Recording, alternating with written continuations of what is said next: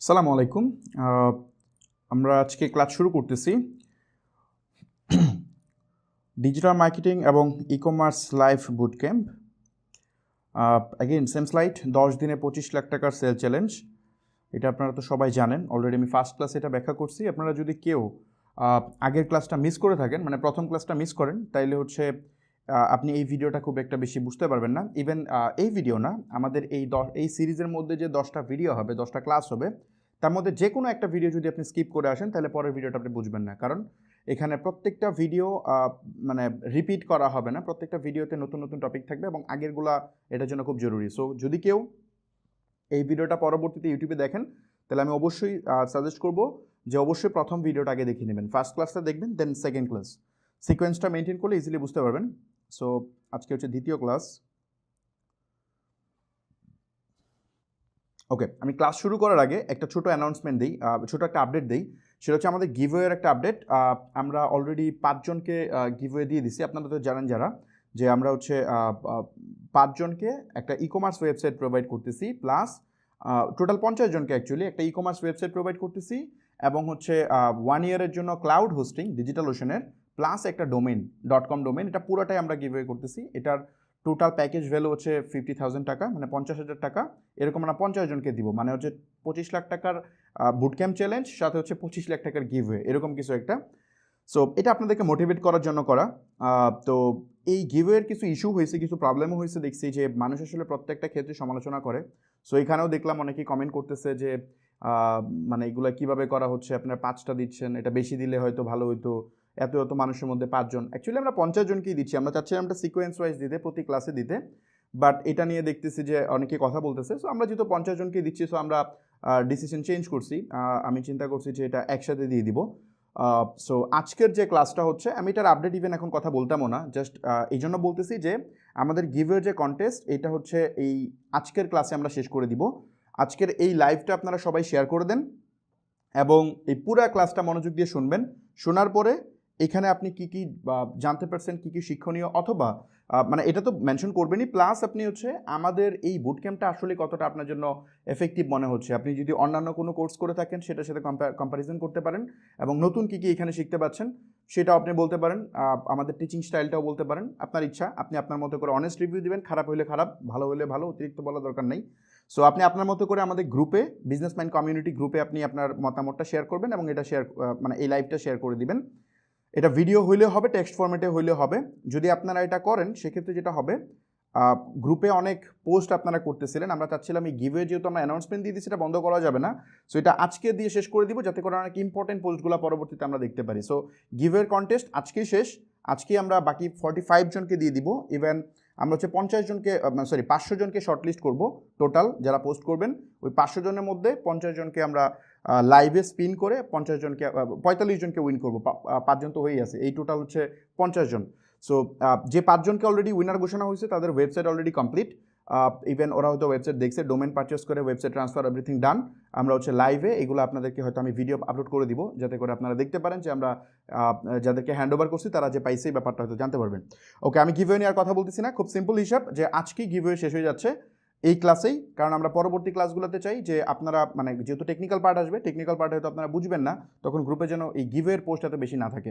So এটা আমরা আজকেই শেষ করে ফেলতেছি। ওকে, সো নেক্সট স্লাইডে চলে যাই।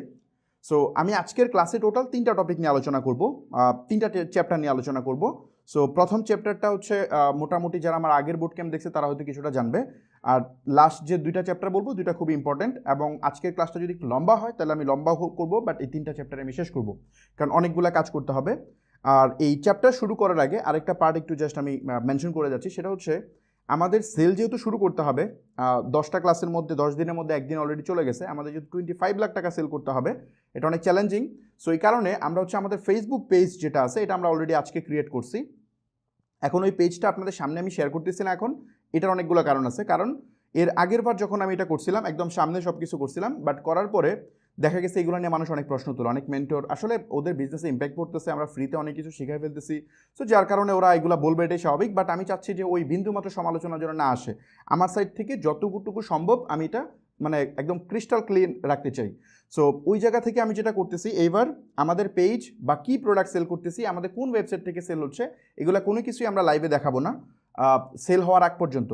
যখন সেল কমপ্লিট হয়ে যাবে তখন আমাদের পেজ দেখাবো, ইভেন ক্রিয়েট ডেট সহ, যে আমাদের ওয়েবসাইট পেজ কবে ক্রিয়েট হয়েছিল, পোস্ট কবে করছি, পুরো প্রসেস আমি এক্সপ্লেন করবো। বাট সেলটা যখন কমপ্লিট হয়ে যাবে তখন, যাতে করে এটা নিয়ে কোনো অভিযোগ মানুষ দিতে না পারে যে আপনার লাইভে 30-40 হাজার মানুষ দেখে, সো আপনার স্টুডেন্টরাই তো এখানে অর্ডার করছে, এটা তো কোনো সেল হইলো না।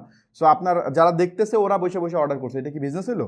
সো এই কথা যেন এই ক্লেম মানে এই কমপ্লেইন যেন না করতে পারে, তো এই অভিযোগ যেন না দিতে পারে, এই জন্য আমরা এই জিনিসপত্রগুলো আগে দেখাবো না। এর আগের বার প্রোডাক্টও আমি একটু পরে দেখাবো, সমস্যা নেই। প্রোডাক্ট আমি খুব সুন আপনাদেরকে দেখাবো যে কী প্রোডাক্ট আমি সেল করছি, একদম ডেলিভারি রিপোর্ট সহ আমরা যে প্রোডাক্ট স্টক করছি এভরিথিং একদম ক্লিন আপনারা দেখতে পারবেন। তবে এটা সেল কমপ্লিট হওয়ার পরে দেখাবো। সেল কমপ্লিট মিনস আমার প্ল্যান আছে যে 6-7 তারিখে আপনাদেরকে দেখাবো, মানে এই মাসে সামনের মাসে 6-7 তারিখে আপনারা এগুলো দেখতে পারবেন। সো আপাতত দেখাচ্ছি না বিকজ অফ ওই ইস্যুর কারণে। সেকেন্ড বুট ক্যাম্পে কিন্তু আমি লাইভ দেখাইছিলাম, সো এটা নিয়ে ওরিড হওয়ার কারণ নেই। এগুলোর বিহাইন্ড দ্য সিন ক্লিপ আছে। সো আপনার যদি মনে হয় যে না এগুলো আপলোড করা দরকার, তাহলে আমি আমার ইউটিউব চ্যানেলে আপলোড করে দিব পরবর্তীতে। পেজ যে ক্রিয়েট করতেছি বা অন্যান্য কাজ করতেছি এগুলোর ক্লিপ আমার রেকর্ড আছে, এগুলো হয়তো পরে দিয়ে দিব। সো ওকে, এই টপিকটা বললাম যে আমাদের পেজ রেডি করে পেজের কিছু পোস্ট করা লাগে, এগুলো আমি স্টেপ বাই স্টেপ আপনাদেরকে বলবো। বাট আমরা প্রিপেয়ার করতেছি, যেহেতু আমরা সেলে চলে যেতে হবে, 2-3 দিনের মধ্যে সেল শুরু করতে হবে আমাদের।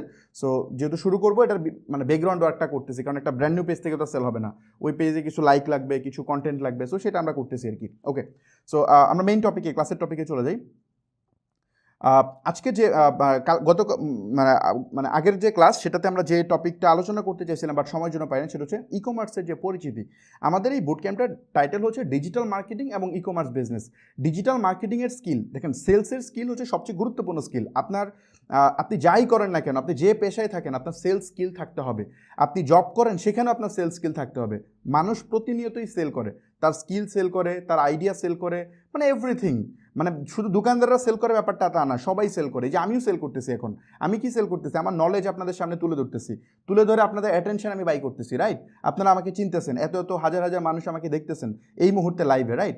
সো এইটা আমাকে চিনতেছেন, জানতেছেন, অন্য কাউকে তো দেখতেছেন না, আমাকে দেখতেছেন। সো আমাকে দেখলে কী লাভ? লং টার্ম অনেক লাভ আছে। সো এই জন্য আমি আমাকে সেল করতেছি। সো মানুষ অলওয়েজ সেল করে, তো এই সেলকে ইগনোর করার কোনো সুযোগ নেই। আপনাকে মানে প্রত্যেকটা ব্যক্তির, আপনি বিজনেস করেন বা না করেন, সেল আপনার লাগবে, সেলের টেকনিক জানতে হবে। সো এই জন্য আমরা ওই সেলের একটা ডিজিটাল টেকনিক যেগুলো আছে, ডিজিটাল স্কিল, ডিজিটাল মার্কেটিং, সেটা আমরা দেখব এই সেশনে। প্লাস আমরা যেটা করব, ই কমার্স বিজনেসে সেটা ইমপ্লিমেন্ট করব। আমরা ডিজিটাল মার্কেটিংয়ের স্কিলকে একটা ব্যবসাতে ইমপ্লিমেন্ট করব, একটা অনলাইন ব্যবসাতে, এবং সেটাকে একটা কমপ্লিট বিজনেসে পরিণত করে 25 লাখ টাকা সেল করব। সো যেহেতু ডিজিটাল মার্কেটিংয়ের পার্টগুলো আমরা পরে আনতেছি, আমরা এখন ই কমার্সের সম্পর্কে একটু বেসিক ফান্ডামেন্টাল জানতে হবে। এখানে অনেক নিউবি আছে এই জন্য। সো ই কমার্সের পরিচিতি নিয়ে যদি আমি বলি, দেখেন ই কমার্স মানে কি? ই কমার্স মানে হচ্ছে ইলেকট্রনিক কমার্স। অনেকের একটা ভুল ধারণা আছে যে ই কমার্স মানে হচ্ছে আমি একটা ওয়েবসাইট বানাবো, ওয়েবসাইট বানায় ওখানে কিছু প্রোডাক্ট আপলোড করে আমি সেল করবো, তাহলে এটাকে ই কমার্স বলবে। মানে যে কোনো টাইপের দারাজের মতো একটা ওয়েবসাইট বানাবো, দেন আমি প্রোডাক্ট সেল করবো, এটা ই কমার্স। আবার হচ্ছে অনেকে আছে বলে যে আমি একটা ফেসবুক পেজ খুলে বা গ্রুপে আমি বিভিন্ন পোস্ট করে যে প্রোডাক্ট সেল করি, এটা হচ্ছে F commerce.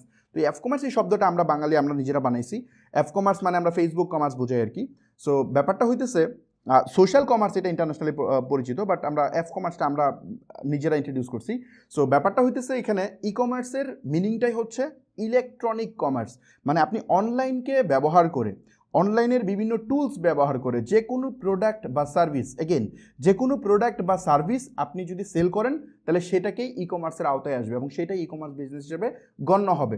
So not only product, এখানে সার্ভিসও ইনক্লুডেড, এবং প্রোডাক্টের মধ্যে আরও ভেরিয়েশন আছে। সো আশা করি বুঝতে পারছেন।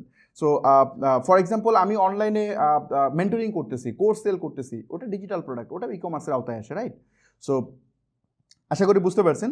সো চলেন আমরা নেক্সট যাই। যেটা বললাম যে আমরা ই কমার্সে আমরা দুই ধরনের জিনিস সেল করি ই কমার্স বিজনেসে, মানে অনলাইন বিজনেসে। একটা হচ্ছে প্রোডাক্ট আর একটা হচ্ছে সার্ভিস। এই দুই ক্যাটাগরির মধ্যে আমরা সেল করি। সো এই প্রোডাক্ট কী হইতে পারে? প্রোডাক্ট হইতে পারে যেমন শাড়ি, চুড়ি, গয়নাগাটি, বা মানে বিভিন্ন ধরনের ইলেকট্রনিক্স আইটেম। সো এইগুলো হচ্ছে আপনার প্রোডাক্ট। এখন সার্ভিস কী হইতে পারে? সার্ভিস হইতে পারে ফর এক্সাম্পল আমি লোগো ডিজাইন করে দিই, হতে পারে আমি কারো মানে কি বলে অ্যাড ম্যানেজমেন্ট করে দিই, কারোর জন্য ভিডিও এডিটিং করে দিই। সো ওটা সার্ভিস, ওই সার্ভিসটা আমি অনলাইনে সেল করতেছি। সো ওটাও ই কমার্সের আওতায় আসে, সেটা যে প্ল্যাটফর্ম থেকেই হোক না কেন। প্ল্যাটফর্মের কথা পরে, বাট আমি অনলাইনের টুলস ব্যবহার করে যদি এগুলো সেল করি তাহলে সেটা ই কমার্সের আওতায় আসে। ওকে, সো এখন আসি আমরা প্রোডাক্ট নিয়ে। আমরা এখানে ব্রেকডাউন করলাম কি product and service. So product একটু ব্রেকডাউন করি। সো প্রোডাক্টের মধ্যে আপনার এগেইন দুইটা পার্ট আছে। যদি আমরা প্রোডাক্টের কথা বলি তাহলে এটাকে দুইটা পার্টে নেওয়া যায়। কী কী পার্ট নেওয়া যায়? একটা হচ্ছে আপনার ফিজিক্যাল প্রোডাক্ট আর এটা হচ্ছে ডিজিটাল প্রোডাক্ট। এখন এখানে ফিজিক্যাল প্রোডাক্ট কোনটা? আমরা যারা ই কমার্স ব্যবসা বাংলাদেশ প্রেক্ষাপটে করি তারা মোটামুটি 95% বা তার চেয়ে বেশি, হয়তো 98% মানুষই আমরা এই ফিজিক্যাল প্রোডাক্টের সাথে পরিচিত। মানে ই কমার্স শব্দটা যদি মাথায় আসে তাহলে আমাদের মাথায় শুধু আসে যে ওই যে মধু, ঘি, তারপরে হচ্ছে আপনার ওই ইলেকট্রনিক গ্যাজেট, কাপড়। সো এগুলোই হয়তো আপনাদের মাথায় আসে আর কি অলওয়েজ। কিন্তু এর বাইরেও একটা বিশাল বিজনেস আছে, সেটা হচ্ছে ডিজিটাল প্রোডাক্ট। এটা আমরা জানি না। আমি ইভেন 3টা এখন পর্যন্ত এই ফ্রি সেশন যেটা আমরা করতেছি, এরকম 3টা ফ্রি সেশন এখন পর্যন্ত করছি। একদম প্রথম যে সেশনটা করছিলাম ওটা আমরা পুরোটাই করছিলাম ডিজিটাল প্রোডাক্ট দিয়ে। মানে বাংলাদেশ মার্কেটে একটা ডিজিটাল সফটওয়্যার আমরা কীভাবে সেল করতে হয় সেটা দিয়ে আমরা একটা বিজনেস দাঁড়া করা এবং ওখান থেকে আমরা একটা হ্যান্ডসাম প্রফিট জেনারেট করে দেখাইছিলাম। সো এখানে এই ডিজিটাল মানে যে প্রোডাক্টটা, ফিজিক্যাল প্রোডাক্ট আমরা জানি, এটা নিয়ে কথা কম বলতেছি। এই ডিজিটাল প্রোডাক্টের মধ্যে যেমন ধরেন আমি একটু উদাহরণ দিই কিছু ডিজিটাল প্রোডাক্টের। যেমন ধরেন বাংলাদেশের 10MS আছে না, 10 মিনিট স্কুল, তারা কি করে? তারা বিভিন্ন কোর্স সেল করে। তো ওরা যে বিভিন্ন কোর্স সেল করে এটা হচ্ছে তার একটা ডিজিটাল প্রোডাক্ট। খালিদ ফারহান ভাইয়া আছে, উনি যিনি হচ্ছে আপনার যে ডিজিটাল মার্কেটিংয়ের বিভিন্ন কোর্স সেল করে, ওইটা হচ্ছে ওনার কি ডিজিটাল প্রোডাক্ট কোর্স, এটা হচ্ছে ওনার ডিজিটাল প্রোডাক্ট, রাইট?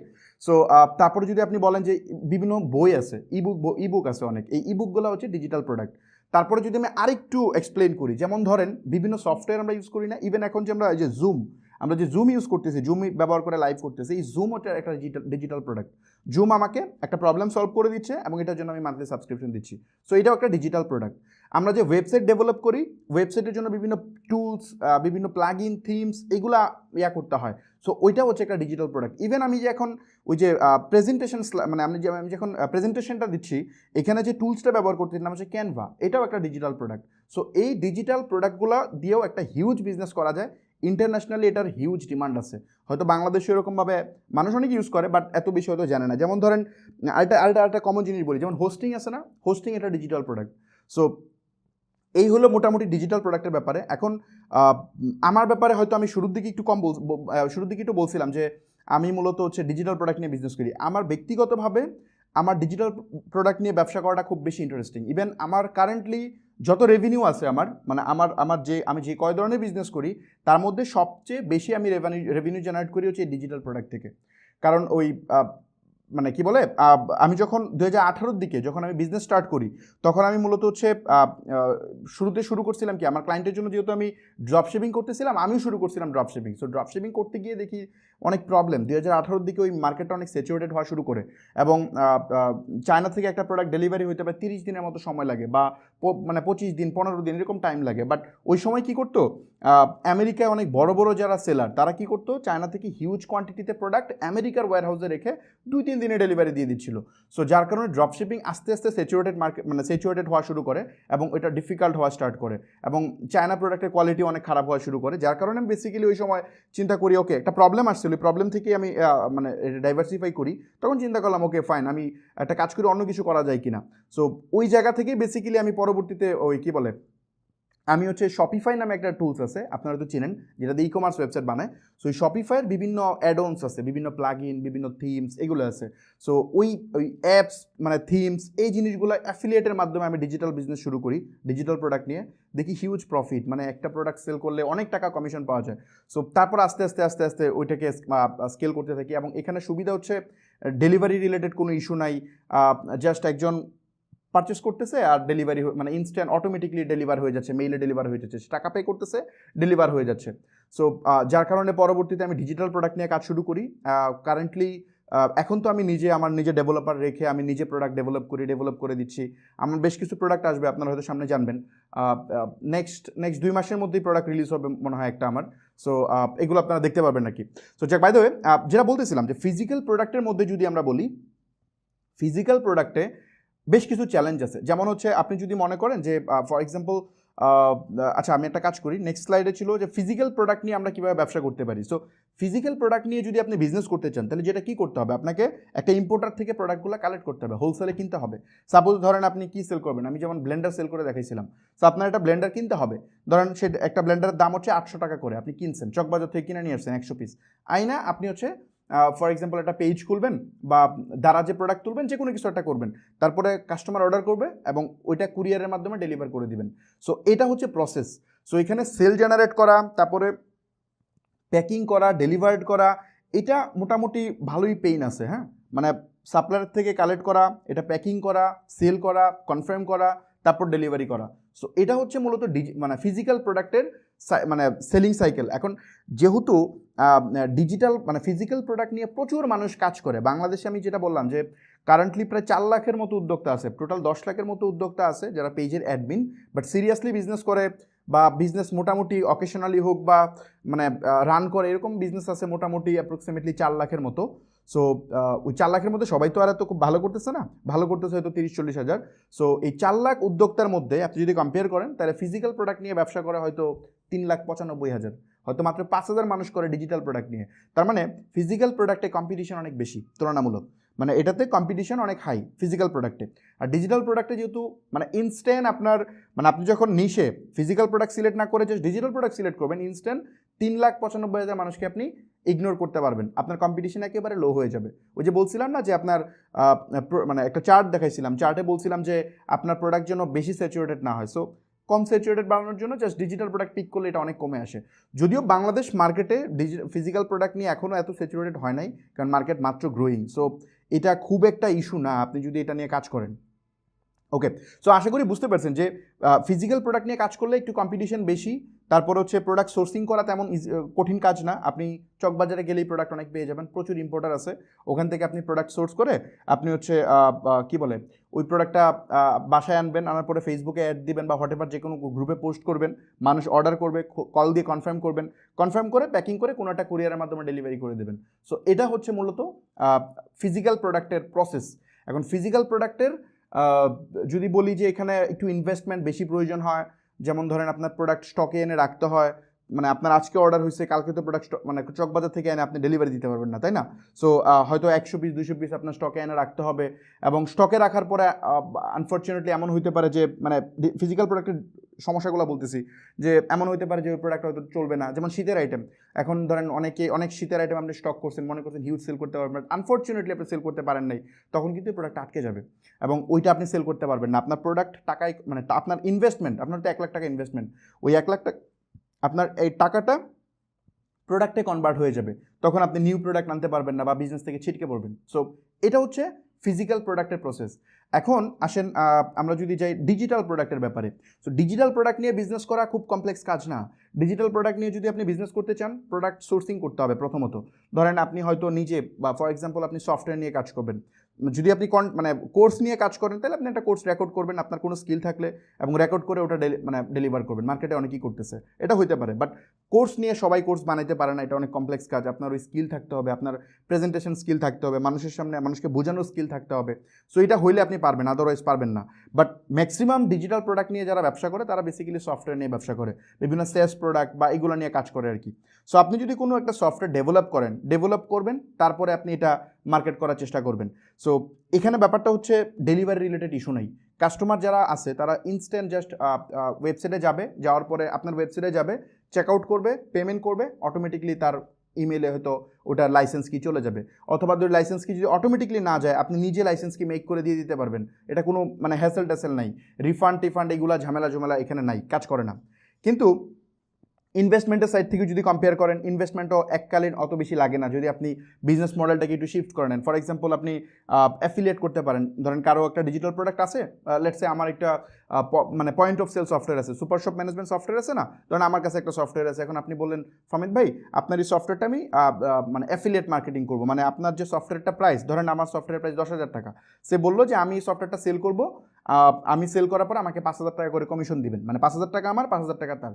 সো এটা তো সমস্যা নেই, আমার তো ডিজিটাল প্রোডাক্ট, একবার বানাইছি আর বারবার বানানো লাগে না, জাস্ট একটা লাইসেন্স কি দিয়ে দিলে আমার সমস্যা নেই। সো অনেক ভালো প্রাইসে অ্যাফিলিয়েট পাওয়া যায়। সো এখানে ইনভেস্টমেন্ট তেমন একটা ম্যাটার করে না যদি অ্যাফিলিয়েট দিয়ে স্টার্ট করেন। আবার হয় যে আপনি খুব অল্প টাকা দিয়ে আপনি একদম ফুল সফটওয়্যার কিনে নিতে পারেন, কিনে নিয়ে সেল করতে পারেন। আবার এমনও হইতে পারে আপনি ইউনিক বানানোর জন্য আপনি নিজে একটা সফটওয়্যার বানাইতে পারেন, সেটাও করা যায়। সো এটা হচ্ছে মানে ডিজিটাল প্রোডাক্টের বেনিফিট আমি বললাম। এখন ডিজিটাল প্রোডাক্টের একটা অসুবিধা আছে।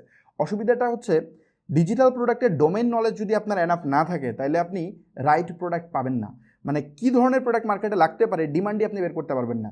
আপনাকে আগে একজন ডিজিটাল প্রোডাক্টের ভালো ইউজার হইতে হবে, তারপর আপনি মনে করেন যে কি বলে ডিজিটাল প্রোডাক্ট নিয়ে কাজ করতে পারবেন। যেহেতু আমি টেকি পারসন, আমার প্রচুর ডিজিটাল টুলস ইউজ করা হয়, তো ওই জায়গা থেকে আমি বুঝি যে আচ্ছা এই টুলসটা ওকে, তাহলে আমি এটা সিমিলার কাইন্ড অফ একটা টুলস বানাইতে পারি। যেমন আমি এখন কারেন্টলি যেটা বানাচ্ছি এটা হচ্ছে শপিফাইয়ের অল্টারনেট একটা সলিউশন বানাচ্ছি আমি, রাইট? সো মানে আপনি যখন এগুলো নিয়ে চিন্তা করবেন তখন বুঝতে পারবেন যে না, মার্কেটে এই গ্যাপটা আছে, এই জিনিসটা আমেরিকায় চলতেছে, এটা মানে আমাদের দেশে চলবে। সো ওই সময় আসবে, আপনাকে খুব মানে টেকি পারসন হইতে হবে, তাহলে আপনি এটা নিয়ে কাজ করতে পারবেন। আর যখন নিজে সফটওয়্যার বানাবেন তখন এখানে রিস্কি আছে, কারণ এমনও সফটওয়্যার আছে যেটা বানাইতে 1 কোটি টাকা খরচ হয়, মানে এমনও সফটওয়্যার আছে। সো ইভেন অনেক সময় এটা ফেলও হয়, ফেল হইলে দেখা যায় যে হিউজ লস। সো সুবিধা যেমন আছে অসুবিধা তেমন আছে, এখানে অসুবিধা আছে। আর সবচেয়ে বড় যে ডিফিকাল্টি সেটা হচ্ছে সোর্সিং। আপনার ফিজিক্যাল প্রোডাক্ট, যেমন চকবাজারে গেলে প্রোডাক্টের অভাব নাই, মিরপুরে যদি যান প্রোডাক্টের অভাব নেই, ঘর থেকে বেরোলে হাজার হাজার প্রোডাক্ট, কোনটা নিয়ে কাজ করবেন, খালি লটস অফ অপশন, কোনো সমস্যা নেই। কিন্তু আপনি ডিজিটাল প্রোডাক্ট সোর্সিং করতে পারবেন না, কে বেচে, কে অ্যাফিলিয়েট দেয়, এগুলো খুঁজেই পাবেন না। মানে ডিজিটাল প্রোডাক্ট যেমন সেল করা, মানে আপনি যদি নিয়ে নিতে পারেন তাহলে সেল করা খুব একটা কমপ্লেক্স কাজ না। কেন কমপ্লেক্স না? কারণ হচ্ছে ডিজিটাল প্রোডাক্ট যে কিনে ও নিজেই সার্চ করে বের করে ফেলে। ফর এক্সাম্পল ধরেন আমার একটা পজ সফটওয়্যার দরকার, আমি গুগল করব যে বাংলাদেশি বেস্ট পজ সফটওয়্যার এই সেই হাবিজাবি, এগুলো গুগল করে আমি নিজেই বের করে ফেলবো, বের করে ওয়েবসাইটে পাবো, হয়তো দু একটা কথা বলবো, কিনে ফেলবো। আর ডিজিটাল প্রোডাক্ট যারা কিনে ওরা অনেক স্মার্ট পিপল, মানে যারা ইউজার ডিজিটাল প্রোডাক্টের। সো যেহেতু স্মার্ট পিপল ওরা বেশি পেইন দেয় না, বাট ফিজিক্যালের ক্ষেত্রে মানে ম্যাঙ্গো পিপল সবাই কিনে, সো ওখানে পেইন আছে। সো এটা হচ্ছে মানে কি বলে দুইটার কম্প্যারিজন। এখন আমি একদম সামারাইজ করে দিই, কনফিউজ না করে একেবারে সামারাইজ করে দিই। ফিজিক্যাল প্রোডাক্ট সোর্সিং করা ইজি, সেল করা বা প্রসেস করা কঠিন। ফিজিক্যাল আমি কি বললাম, ফিজিক্যাল প্রোডাক্ট মানে সোর্সিং করা ইজি, এটা প্রসেস করা এবং সেল করা, ডেলিভারি করা, এই হাবিজাবি এগুলো অনেক কমপ্লেক্স। ডিজিটাল প্রোডাক্ট সোর্সিং করা হিউজ কমপ্লেক্স, বাট এটা প্রসেসিং করা ইজি, খুবই ইজি, সুপার ইজি। সো দুইটারই প্রোস অ্যান্ড কনস আছে। সো যারা বিগিনার তাদেরকে আমি সাজেস্ট করবো ডেফিনেটলি ফিজিক্যাল প্রোডাক্ট নিয়ে কাজ করতে, কারণ ডিজিটাল প্রোডাক্ট আপনি বুঝবেন না। যদি আপনি টেকি পার্সন হন সেই ক্ষেত্রে হয়তো আপনি ডিজিটাল প্রোডাক্ট পিক করতে পারেন, পিক করলে অনেক ভালো করবেন। এই তো, কারণ এখানে কম্পিটিশন কম, খুব ইজি, মানে ইজিয়েস্ট মেথড, ওখানে কম্পিটিশন কম, ভালো করার চান্সই বেশি। ওকে, তো চলুন সামনে যাই। আমি জানি না এটা কি বুঝতে পারছেন কিনা, আশা করি বুঝতে পারছেন। আমি এক্সপ্লেন করছি, ভিডিওটা আবার দেখেন যদি না পারেন। ওকে, এখন আসেন সার্ভিস। তো সার্ভিসের ক্ষেত্রে যদি আমি বলি, যেমন ধরেন আমি বিভিন্ন টাইপের সার্ভিস সেল করতে পারি। সাপোজ ধরেন আমি মানে যাদের ইনভেস্টমেন্ট কম, অনেকে বলে যে ভাই আমার তো ইনভেস্টমেন্ট নাই, আমি কীভাবে কাজ করব, অনলাইনে বিজনেস আমি কীভাবে স্টার্ট করবো, অনলাইন কেরিয়ার কীভাবে স্টার্ট করব, তাদের জন্য সবচেয়ে বেস্ট অপশন হচ্ছে এই সার্ভিস। আমি আমার কেরিয়ার যদি বলি, আমি আমাকে দিয়ে এক্সাম্পল দিই তাহলে বুঝতে সুবিধা হবে। আমি কিন্তু 1 টাকা নিয়েও ব্যবসা শুরু করিনি। 2014 সাল থেকে আমি একদম একটা মফস্বল গ্রামে থাকতাম, যেখানে ইলেকট্রিসিটি পৌঁছেছি কিছুদিন আগে, মানে মেবি 2-3 বছর আগে। সো ওই জায়গায় থেকে আসলে আমার জন্য খুবই কমপ্লেক্স হয়ে গেছিলো যে আমি কীভাবে কাজ করব, এবং আমার ফ্যামিলি মেম্বারের মধ্যে কেউ এগুলো করে না, আমি ওই সময় একা করতেছিলাম। এখন তো ধরেন আপনার হাতে অপশনের অভাব নাই, সোশ্যাল মিডিয়া এত অ্যাভেলেবেল, আপনি জানেন যে আপনার আশেপাশে কে কাজ করে, আপনার পরিচিত কেউ কাজ না করলেও আপনার ফেসবুক ফ্রেন্ড লিস্টে এমন 100 জনের সাথে আপনার পরিচয় আছে যারা অনলাইনে ব্যবসা করে, তাদের থেকে সলিউশন নিতে পারেন। বাট আমি যখন করছিলাম তখন এটা এরকম অ্যাভেলেবিলিটি ছিল না, খুব আগের কথা বলতেছি না, 2014 কথা বলতেছি। সো ওই সময় এত বেশি মানে এগুলার মাত্র ট্রেন্ড উঠতেছে, এত বেশি নাই। সো আমি ফ্যামিলি থেকে মানে একটা সিঙ্গেল পয়সাও আমি পাই নাই, সাপোর্ট পাই নাই, মানে ওইটা পাওয়ার কথাও না। সো আমি কীভাবে স্টার্ট করছি, আমার কেরিয়ার কীভাবে স্টার্ট হলো, খুব সিম্পল হিসাব। আমি প্রথম ক্লাসে বলছিলাম যে ব্যবসা যদি আপনি করতে যান তাহলে আপনাকে ইনভেস্টমেন্ট করতে হবে, এর কোনো অল্টারনেট নেই। যদি কেউ কোনো গুরু বলে যে টাকা ছাড়া ব্যবসা করা যাবে, তাহলে আপনি বুঝবেন সোজা ফ্রড। সে তার নিজের মানে কি বলে তার নিজের বেনিফিট নেওয়ার চেষ্টা করতেছে। বিভিন্ন চটকদার বিজ্ঞাপন দেখবেন বলে যে অনলাইন ব্যবসা করতে কোনো টাকাই লাগে না, কোনো পয়সাই লাগে না, এগুলো স্রেফ ফ্রড। অনলাইন ব্যবসা করতে টাকা লাগে না, ব্যবসায় নামেন তারপর দেখেন টাকা লাগে কিনা। বিজনেস করতে গেলে টাকা ডেফিনেটলি লাগবে, 100% লাগবে, এর কোনো অল্টারনেট নাই। ব্যবসা আপনার ইমোশন বুঝে না, ব্যবসা আপনার মানে ওই কি বলে আপনার ফাইন্যান্সিয়ালি আপনি কি সমস্যা আছেন এটা ব্যবসা বুঝে না। ব্যবসার দরকার টাকা, ব্যবসার দরকার মেধা মানে আপনার টেকনিক্যাল স্কিল, ব্যবসার দরকার হচ্ছে সময়। এই তিনটা জিনিস লাগবেই। বিজনেস এই তিনটা ছাড়া কিচ্ছু বুঝে না। আপনি কোন অবস্থায় আছেন এগুলো বিজনেস ম্যাটারই করে না। সো এইখানে যদি আপনি মনে করেন যে না আমার টাকা নাই তাহলে আমি শুরু করবো কেন, এখন আমাকে দিয়ে উদাহরণ দিই। আমি করছি কি, আমার টাকা ছিল না। সো আমি চিন্তা করলাম কি করা যায়। ওকে, আমি ডিজিটাল মার্কেটিং শিখবো, শেখার পরে আমি হচ্ছে যাদের ব্যবসা আছে ওদেরকে আমি হেল্প করব আমার স্কিলটা দিয়ে। কারণ ওর তো সব আছে, হয়তো তার মার্কেটিংয়ের স্কিলটা নাই, ওর ব্যবসা রেডি আছে বাট মার্কেটিংয়ের স্কিল নাই। আমার মার্কেটিংয়ের স্কিল আছে বাট ব্যবসা রেডি করার টাকা নাই। সো আমি তাহলে তাকে হেল্প করি, হেল্প করে আমি এটা আগাই। সো এটা আমার ভিশন ছিল। সো আমি ওটা শিখতেছিলাম, শেখার পরে বিভিন্ন ক্লায়েন্ট পাইছি, ক্লায়েন্টের আস্তে আস্তে কাজ করতেছি, আমি ফাইন্যান্সিয়ালি বেনিফিটেড হচ্ছি, প্লাস আমার অভিজ্ঞতা বাড়তেছে। ব্যবসা করতে গেলে অভিজ্ঞতাও লাগে, আদারওয়াইজ আপনি অনেক ফেল করতে করতে অবস্থা খারাপ হয়ে যাবে, মোটিভেশন শেষ হয়ে যাবে। সো আমার একে তো এক্সপিরিয়েন্স বাড়তেছে, সেকেন্ড আমি ফাইন্যান্সিয়ালি আমি স্টেবল হচ্ছি। সো আমার টাকা হচ্ছে প্লাস আমার এক্সপিরিয়েন্স হচ্ছে। এটা আমি 2 বছর কন্টিনিউ করছি, প্রথম টানা 2 বছর কন্টিনিউ করার পরে আমার যখন একটু এক্সপিরিয়েন্স বাড়ছে তখন এগেইন আরও 2 বছরের জন্য আমি একদম কন্ট্রাকচুয়াল একটা জব পেয়ে যাই ইউএসএতে, মানে একদম কন্ট্রাকচুয়াল। সো 2 বছর টানা একজন ক্লায়েন্টের ওর ফুল ই কমার্স বিজনেস আমি করছি। এখানে একটা বিষয় ইম্পর্টেন্ট, আপনার লং টার্ম ভিশন যদি হয় ব্যবসা করা, তাহলে আপনি ওই ধরনের কাজ করবেন যেটা আপনার ব্যবসাতে হেল্প করবে। যেমন আমি ধরেন হাতের সামনে যায় আসে ওটা যদি কাজ করে যদি আমি টাকা আর্ন করার চেষ্টা করি, এটা হবে না। আমার ইন্টারেস্টের সাথে রিলেভেন্ট এমন কিছু করতে হবে, তাইলে এটা ম্যাচ করবে, মানে আমার ফিউচারে কাজে আসবে। সো আমার ভিশন ছিল বিজনেস করব, বাট বিজনেস করার আগে ওই আমার সমস্যা ছিল দুইটা, এক হচ্ছে টাকা আর হচ্ছে অভিজ্ঞতা। সো মানে স্কিল, এই দুইটা আমি চিন্তা করতেছিলাম ওকে তাহলে আমি একটা কাজ করি, আমি যাদের ব্যবসা আছে তাদেরকে হেল্প করি। সো আমি 2 বছর প্রথম দিকে করছি, তারপর আরও 2 বছর করছি কন্ট্রাকচুয়াল। সো ওই 2 বছর টানা করার পরে 2018 পর্যন্ত করছি, করার পরে কিন্তু আমার হিউজ এক্সপিরিয়েন্স হয়ে গেছে, প্লাস টাকাও অনেক হয়ে গেছে। বাংলাদেশ প্রেক্ষাপটে ব্যবসা করতে যে টাকা লাগে সেই পরিমাণ টাকা হয়তো মান্থলি আমি পাচ্ছিলাম। ইউএসএতে প্রচুর টাকা পাওয়া যায়, আপনার একজন যারা অনেকেই আছে কাজ করে তারা জানে, একজন ক্লায়েন্টের অ্যাড ম্যানেজমেন্ট করে দিলে $2-3 হাজার ইজিলি পাওয়া যায়। So monthly. সো এটা যখন আমি পাচ্ছিলাম তখন কিন্তু আমার ফাইন্যান্সিয়াল স্ট্যাবিলিটি হয়ে গেছে।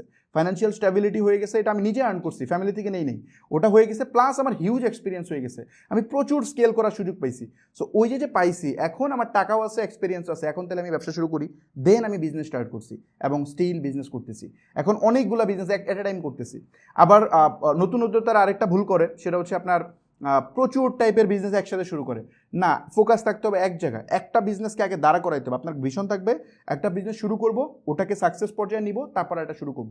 বাট যদি মাঝে মধ্যে মনে হয় মাঝপথে গিয়ে যে না এই বিজনেসটা মনে হয় আমি যা চিন্তা করছি তা ভুল, যখন আপনি বুঝতে পারবেন এই বিজনেসটা যাবে না, এটাকে আর অপটিমাইজ করেন না, ইনস্ট্যান্ট বাদ দিয়ে দেন। ইমোশন দিয়ে বিজনেস হয় না, যখন বুঝে দেবেন কাজ হবে না, ইনস্ট্যান্ট বাদ দিয়ে আবার শুরু করেন। সো আপনাকে আপনার নিজের মোটিভেট করতে হবে। আমি যখন ফেল হই, আমাকে ফেল স্টোরি নাই। 2016 সালে ওই যে বললাম না কত কষ্ট করে ফ্রিল্যান্সিং করে টাকা আর্ন করছি, টাকা আর্ন করে আমি একটা ব্যবসা শুরু করছি। ওই যে অভিজ্ঞতার অভাবে বিজনেস ফেল হয়েছে। কুইক মেডিন আমি একটা ওষুধের বিজনেস শুরু করছিলাম ময়মনসিংহে, আমাদের শহরে। প্রায় 7 লাখ টাকা আমার খরচ হয়েছে পুরা প্রসেসে, পোস্টার ছাপায়া এই সেই হাবিজাবি বহুত কিছু করছি, অফিস নিয়ে বিশাল সফটওয়্যার বানাইয়া, মানে কি বলে পুরা জিনিস করছি, করার পরে বিজনেস ফেল, ওটা হয় নাই। কারণ ওই সময় ড্রাগ লাইসেন্স রিলেটেড আর হাবিজাবি অনেক ঝামেলা ছিল, সো করতে পারি নাই। সো ব্যাপারটা হইতেছে যে ওই এখানে যখন আপনি বুঝতে পারবেন যেটা হবে না, ওটা ইনস্ট্যান্ট বাদ দিতে হবে, বাদ দিয়ে আপনাকে আবার স্টার্ট করতে হবে। আরেকজন আপনাকে মোটিভেট করবে না। ওই সময় তো অনেকেই বলছে এই টাকাগুলো নষ্ট করছে, এতদিন কষ্ট করে টাকাগুলো আর্ন করছে, নষ্ট করছে। বিজনেসে ফেলিয়ার হবে, এটাই স্বাভাবিক, বাট ফেলিয়ার হইলেও ওখান থেকে শিক্ষা নিতে হবে এবং পরে ট্রাই করতে হবে। সো চলেন এখন সার্ভিসে যাই। যে পয়েন্টটা ছিল, আমি অনেক কথা বলে ফেলছি মনে হয়। বিষয়টা হইতেছে যে আপনাদের যাদের টাকা নাই, বলতেছেন ইনভেস্টমেন্ট শর্ট, আমি করতে চাই, তারা কি করবেন? তারা সার্ভিস নিয়ে কাজ করবেন। আপনি যদি মনে করেন আপনার ইনভেস্টমেন্ট নাই, জাস্ট একটা স্কিল গেইন করেন এই মুহূর্তে, যেটার খুব ভালো ডিমান্ড আছে, এবং ওই স্কিলটা গেইন করার পর একদম নাম্বার 1 হবেন। মানে মানে কলে বলে পারি এটা বলতে কোনো শব্দ নেই, আপনাকে ওটাতে নাম্বার 1 হইতে হবে, টপ 1% পিপল হইতে হবে ওই স্কিলের উপর। যখন আপনি এটা হইতে পারবেন তখন আপনার জন্য জবের অভাব হবে না, আপনি ফ্রিল্যান্সিংয়ের অভাব হবে না, সবটাই করতে পারবেন। বাট স্কিল আপনার ওই মানের গেইন করতে হবে, আর স্কিল গেইন করা খুব কঠিন কাজ না, এখন হিউজ রিসোর্স আছে অনলাইনে। সো আমরা এটাতে আপনার ডিজিটাল মার্কেটিং বা ই কমার্স বিজনেস রিলেটেড আপনি যদি এই বুট ক্যাম্পটা পুরোটা কন্টিনিউ করেন, তারপর আমি বলবো যে স্কিলগুলো এখান থেকে শিখবেন, ইনস্ট্যান্ট এটা আপনি সেল করতে পারবেন মার্কেটে, যদি প্রপারলি আপনি শিখতে পারেন, অথবা নিজের বিজনেসে অ্যাপ্লাই করে ভালো করতে পারবেন। এটা আমি একদম ট্রুলি বলতে পারি। সো পুরোটা ফলো করেন তাহলে আশা করি বুঝতে পারবেন। সো যে পার্টটাতে গেলাম, যে সার্ভিসের পার্টটা হচ্ছে আপনাকে কোনো একটা স্কিল গেইন করতে হবে এবং ওই স্কিলটাকে আপনার সেল করতে হবে।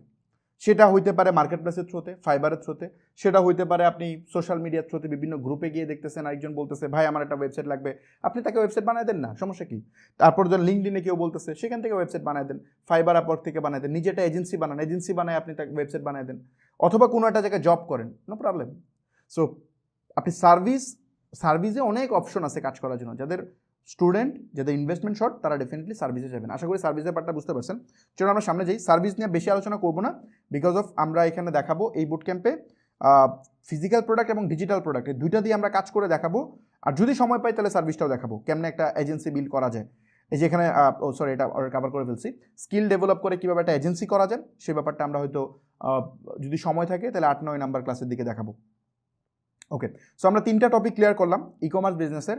একটা হচ্ছে physical product, digital product and হচ্ছে ডিজিটাল সার্ভিস। সো আশা করি এই পয়েন্টগুলো বুঝতে পারছেন। সো এখন আসেন আমরা একটা আমাদের চ্যাপ্টার শেষ করলাম, এখন সেকেন্ড চ্যাপ্টার স্টার্ট করতেছি, নিশ সিলেকশনের পার্টটা।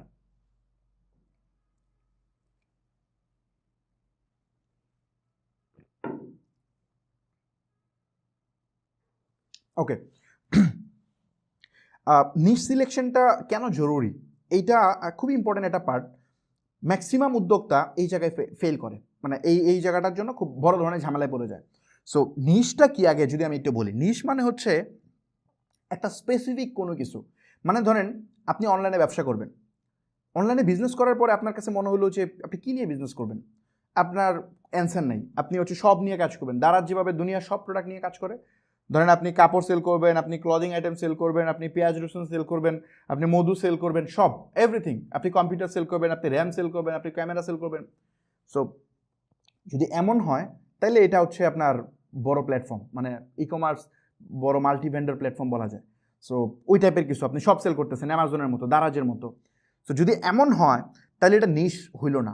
সো আপনি যদি এই টাইপের বিজনেস করতে চান তাইলে আপনাকে এটা কোনোভাবেই স্বাভাবিক যে বিজনেস প্রসেস আছে, ট্রেডিশনাল বিজনেস প্রসেসে এটা করা সম্ভব না। আপনারা এই ভুলটা করেন অলওয়েজ, আপনারা শুরু করার চেষ্টা করেন একটা দারাজ বানাবেন, একটা আলিবাবা বানাবেন, এরকম প্ল্যান করেন। সো এই প্ল্যানটা টোটালি ভুল। এটা মানুষ বোঝার চেষ্টা করে না যে দেখেন বিজনেসের দুইটা মেথড আছে, একটা হচ্ছে ট্রেডিশনাল প্রসেস, একটা হচ্ছে আপনার start up model. Start up মডেলে মানে ওই কোম্পানিগুলো ভ্যালুয়েশনে ট্রাই করে। দারাজ কিন্তু স্টিল প্রফিট করে না, ওরা লস করে। বড় বড় কোম্পানি এরা লস করে কি করে, এরা মার্কেট ধরে, মার্কেট মানে অ্যাকুইজিশন করে, মানে মার্কেটের অডিয়েন্সকে এডুকেট করে, তাদের অডিয়েন্স গ্রুপ বাড়ায়, তারপরে তারা ভ্যালুয়েশন করে, তারপরে তারা হচ্ছে আপনার কি বলে শেয়ার মার্কেটে ওই কোম্পানি দেয়, মানে স্টক লিস্টে অ্যাড করে। সো ওখানে অ্যাড করে তাদের কোম্পানি ভ্যালুয়েশন ইনক্রিজ হয়, পরে হয়তো একটা বড় এক্সিট নেয়। সো এইভাবে বেসিক্যালি তাদের বিজনেস মডেলটা থাকে, মানে ধরেন অনেক বড়, মানে ধরেন 10 বছর পরে ওটা থেকে প্রফিট হবে ওইরকম চিন্তা থাকে। প্রথম দিকে তারা গ্রোথের দিকে ফোকাস করে। উবার স্টিল লস করতেছে, ফুডপান্ডা স্টিল লস করতেছে। তো ওরা প্রফিটে চিন্তা করে না, ওরা চিন্তা করে আমাদের ইউজার কত বাড়তেছে, আমাদের গ্রোথ কত হইতেছে। সো ওই বিজনেস মডেল হচ্ছে ওইটা। সো আপনি যদি ওই রকম ট্রাই করেন, পারবেন না, কখনোই পারবেন না। আপনি যদি দারাজের মতো একটা প্ল্যাটফর্ম বানাতে চান, 100, 200, 500 কোটি টাকা দিয়েও সম্ভব না, পসিবলই না। এটা নিয়ে বিস্তারিত আলোচনা করবো পরে। সো আপনার ইনফ্রাস্ট্রাকচার কোনোভাবেই ওরকম হবে না। সো আপনি অ্যাজ এ উদ্যোক্তা আপনার ইনভেস্টমেন্ট যদি 1 কোটি টাকার নিচে হয় বা 1 কোটি টাকাও হয়, তাও আমি বলবো আপনাকে নিশ সিলেক্ট করতে হবে, আপনাকে স্পেসিফিক সেক্টরে আগাতে হবে। আপনি এটা না করলে টোটালি বিজনেস ফেল করবে। এখন আসেন নিশটা আমরা যদি বলি, নিশ বলতে আমরা কি বোঝাচ্ছি? নিশ বলতে বোঝাচ্ছি ধরেন অনলাইনে প্রচুর জিনিস নিয়ে কাজ করা যায়। আপনি কাজ করতে পারেন শুধুমাত্র কাপড় নিয়ে, আপনি কাজ করতে পারেন শুধুমাত্র ফুড আইটেম নিয়ে, আপনি কাজ করতে পারেন, মানে এই যে ফুড আইটেম বলতেছি এটাকে আমরা নিশ বলতে পারি। এবং এই যে ফুডকে নিশ বলতেছি, এই ফুডকে ওরা ভাগ করা যায়। আপনি এমন কাজ করতে পারেন ফুডের মধ্যে, যেমন কাজ করতে পারেন অর্গানিক ফুড নিয়ে, ওটা আরেকটা সাব নিশ। যদি কাপড়ের দিক থেকে চিন্তা করেন, আপনি সব ধরনের কাপড় নিয়ে কাজ করতে পারেন, এটা একটা নিশ। যদি আপনি ওটাকে আরও নেরো ডাউন করে নিয়ে আসেন তাহলে ছেলেদের কাপড়, এটা আরেকটা নিশ। যদি বলেন যে না আমি আরও নেরো ডাউন করতে চাই, তাহলে ছেলেদের আপনি টি শার্ট সেল করেন, ওটা আরেকটা নিশ। যদি এমন হইতে পারে টি শার্ট না, আপনি ছেলেদের পাঞ্জাবি সেল করেন, ওটা আরেকটা নিশ। সো এই ওয়েতে যাওয়া যায়। সো এমন হইতে পারে যে আপনি হচ্ছে লাইফস্টাইল আইটেম নিয়ে কাজ করেন, মানে লাইফস্টাইল। তো লাইফস্টাইল আইটেমের মধ্যে হইতে পারে কি, সানগ্লাস হইতে পারে। সানগ্লাস একটা একদম স্পেসিফিক একটা নিশ। সো সানগ্লাস মানে একদম স্পেসিফিক, আপনি শুধু সানগ্লাস সেল করেন। সো যখন আপনি শুধু সানগ্লাস সেল করবেন তখন আপনার কম্পিটিশন অনেক ড্রপ করবে। আপনি যখন সব আইটেম নেবেন তখন দারাজ আপনার কম্পিটিটর, ইভেলি আপনার কম্পিটিটর, বা অন্যান্য যারা আছে পিকাবো প্ল্যাটফর্ম, ওই কী বলে পিকাবো আপনার কম্পিটিটর অথবা আপনার কম্পিটিটর। বাট যখন আপনি শুধু সানগ্লাস সেল করেন তখন আপনার কম্পিটিটরকে আপনি খুঁজেন, খুব একটা পাবেন না, খুব কম, সম্ভবত কী জানি এটা আছে, আরে ভুলে গেছি, আরে ডাকডুম না কি জানি, সরি ভুলে গেছি, একটা ইয়া আছে, পিয়ন সরি মনে পড়ছে, পিয়ন নামে একটা ইয়া আছে দেখবেন, ওই ওরা শুধু সানগ্লাস সেল করে। সো ও হয়তো আপনার কম্পিটিটর হবে। আরও খুঁজেন, আপনি পাবেনই না। যে শুধু চশমা নিয়ে কাজ করে এমন মানুষ খুব কমই আছে। সো আপনি শুধু সানগ্লাস নিয়ে কাজ করতে পারেন, আপনি শুধুমাত্র ধরেন কিচেন অ্যাক্সেসরিজ নিয়ে কাজ করতে পারেন। সো এইরকম যখন আপনি নিশে যাবেন তখন আপনার কম্পিটিশন অনেক কমে আসবে, এবং ওই যে আমি বলছিলাম যে আপনার ফিজিক্যাল প্রোডাক্ট মানে আপনার টাকা প্রোডাক্টে কনভার্ট হয়ে যায়, ওই ইস্যু থেকে আপনি বাঁচতে পারবেন। যেমন ধরেন ফর এক্সাম্পল আপনি অনেকগুলা প্রোডাক্ট, আপনি ধরেন 20টা আইটেম নিয়ে কাজ করতেছেন, আইটেম তো বহুত আছে, আপনি 20টা আইটেম নিয়ে কাজ করতেছেন, 20টা আইটেমের এক একটা আইটেম ধরেন 50 পিস করে আপনি স্টক করছেন। এখন 50 পিস করে যদি স্টক করেন তাহলে 20টা আইটেম 50 পিস করে কত হয়? 1000 পিস হয়ে যায়। 1000 পিস প্রোডাক্টের দাম তো অনেক, এত ইনভেস্টমেন্ট আপনি কেমনে করবেন? সো বরঞ্চ আপনি একটা কাজ করতেন, আপনি 2টা প্রোডাক্টে ইনভেস্ট করতেন, 2টা প্রোডাক্টের মানে 2টা SKU এর 1000 আইটেম আনতেন, তাহলে এক একটা প্রোডাক্ট 500 পিস করে হইতো। সো তখন আপনার প্রোডাক্ট স্টকে আটকে যাওয়ার চান্স কমে আসতো, কারণ একটা প্রোডাক্ট অনেকগুলো আছে, আপনি যদি সেল নাও হয় আপনি এটা হোলসেল কোথাও করে দিতে পারবেন। বাট একটা প্রোডাক্ট যদি 3 পিস 4 পিস 5 পিস করে আপনার স্টকে আটকে যায়, এটা কী করবেন? এটা কিচ্ছু করা যাবে না। সো এই কারণে আপনাকে অলওয়েজ যেটা করতে হবে, স্পেসিফিক নিশে যেতে হবে। যত মানে মানে আপনাকে একদম ডিপ ডাউনে চলে যেতে হবে। ডিপ ডাউনে চলে গেলে কম্পিটিশন ইগনোর করা যায় এবং ইনভেস্টমেন্ট সেভ করা যায়, অনেকাংশে সেভ করা যায়। সো আশা করি বুঝতে পারছেন। চলেন আমরা একটু পরের দিকে যাই। যেমন মাইক্রো নিশের ব্যাপারটা বলি, যে আমি এতক্ষণ এক্সপ্লেন করে ফেলছি। মাইক্রো নিশটা কি? মাইক্রো নিশটা হচ্ছে ওই যে বললাম যে আপনি যদি বলেন আমি ক্লদিং আইটেম নিয়ে কাজ করব, হবে না, ওটা নিয়ে আপনি কাজ করতে পারবেন না। আপনার ইনভেস্টমেন্ট সাইজ যদি 10 লাখের নিচে হয়, তাও আমি বলবো ক্লদিংয়ের 10 লাখ কেন, 50 লাখ হইলেও আমি বলবো সব ধরনের ক্লদিং নিয়ে কাজ করা আপনার উচিত না। আপনাকে ন্যারো ডাউন করে আনতে হবে যে আপনি কী করতে চান। আপনি হইতে পারে মেয়েদের শুধুমাত্র 3 পিস সেল করবেন, ওটা হইতে পারে, অথবা শুধু মেয়েদের শাড়ি সেল করবেন, ওটা একটা হইতে পারে। সো এইভাবে আপনাকে কম্পিটিশন ইগনোর করতে হবে, আপনাকে একেবারে ডিপ ডাউনে চলে গিয়ে সেল করতে হবে। আপনি এমন হইতে পারে, ফর এক্সাম্পল আরও একদম কমপ্লেক্স নিশ বলি, ধরেন আপনি মানুষের আপনি হেলথ নিয়ে কাজ করতে চান, মানে মানুষের মানে হেলথ কেয়ার বিভিন্ন প্রোডাক্ট আপনি সেল করতে চান। এখন হেলথ কেয়ার তো সব ধরনের মানুষের হেলথ হইতে পারে, আপনি কোন ধরনের মানে কোন ক্যাটাগরির মানুষকে আপনি হেলথ কেয়ারে আপনি হেল্প করতে চান, কোন ধরনের প্রোডাক্ট আপনি সেল করতে চান। এটা হইতে পারে বয়স্ক, হতে পারে বাচ্চা, হইতে পারে আপনার ফিমেল, হইতে পারে মেল, হইতে পারে আপনার ম্যারিড পিপল, হতে পারে আনম্যারিড, হতে পারে প্রেগনেন্সির পরে, ধরেন একজন মহিলা প্রেগনেন্ট, তো ওনার প্রেগনেন্সির পরে অনেক ধরনের ইস্যু আসে, ওইটা সলভ করার জন্য আপনার একটা প্রোডাক্ট হইতে পারে। সো একেবারে ডিপ ডাউনে যখন যাবেন তখন আপনি এটা ইজিলি পারবেন। সো আশা করি এটা বুঝতে পারছেন। এই মাইক্রোনিশ নিয়ে কাজ করা বেনিফিট, কম্পিটিশন ড্রপ, এবং আপনার মানে কি বলে স্টকে মানে আপনার প্রোডাক্ট টাকায় কনভার্ট হয়ে যাওয়ার চান্স অনেক কম। সো এটা হচ্ছে একটা খুব ইম্পর্টেন্ট পার্ট। আপনি যদি নিশ সিলেক্ট না করেন, এটার আরও অনেকগুলা ইস্যু আছে, সেটা আমি বলি, ওটা নিয়ে আমি আলোচনা করি না এখন, এটা বললে বুঝবেন কিনা জানি না। যে আমরা যখন ফেসবুকে অ্যাড দিতে যাবো ফিউচারে, আমরা দেখাবো ফেসবুক অ্যাড দিতে গেলে ওইখানে মাল্টিপল নিশ নিয়ে কাজ করলে বেশ কিছু ইস্যু আছে। যেমন ধরেন আপনার অডিয়েন্স ওভারল্যাপ হয়, আপনার পিক্সেল ডাইভার্সিফাই হয়ে যায়। সো ওইসব কারণে আপনার অ্যাডের পারফরমেন্স চরম লেভেলের খারাপ করে, এটা আমি পরে দেখাবো। সো এই জন্য নিশে মানে আপনাকে একদম সাম কথা যদি মানে মোট কথা যদি বলি, আপনাকে একটা স্পেসিফিক নিশে যেতে হবে, একেবারে স্পেসিফিক। এখন এই নিশের ব্যাপারে আমি আপনাদেরকে একটা উদাহরণ দিই।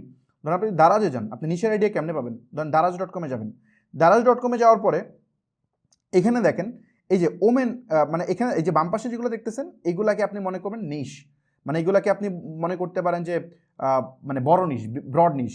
এই ব্রড নিশের ভিতরে দেখেন ওমেন্স অ্যান্ড গার্লস ফ্যাশন, এটার ভিতরে দেখেন কত কিছু আছে। ট্রেডিশনাল আছে, তারপরে হচ্ছে মুসলিম, তারপরে ওয়েস্টার্ন, তারপরে ব্যাগ, ওয়াচ, অনেক কিছু। এই ওয়াচের ভিতরে দেখেন মেয়েদের ফ্যাশনের ভিতরে আসলো কি ওয়াচ।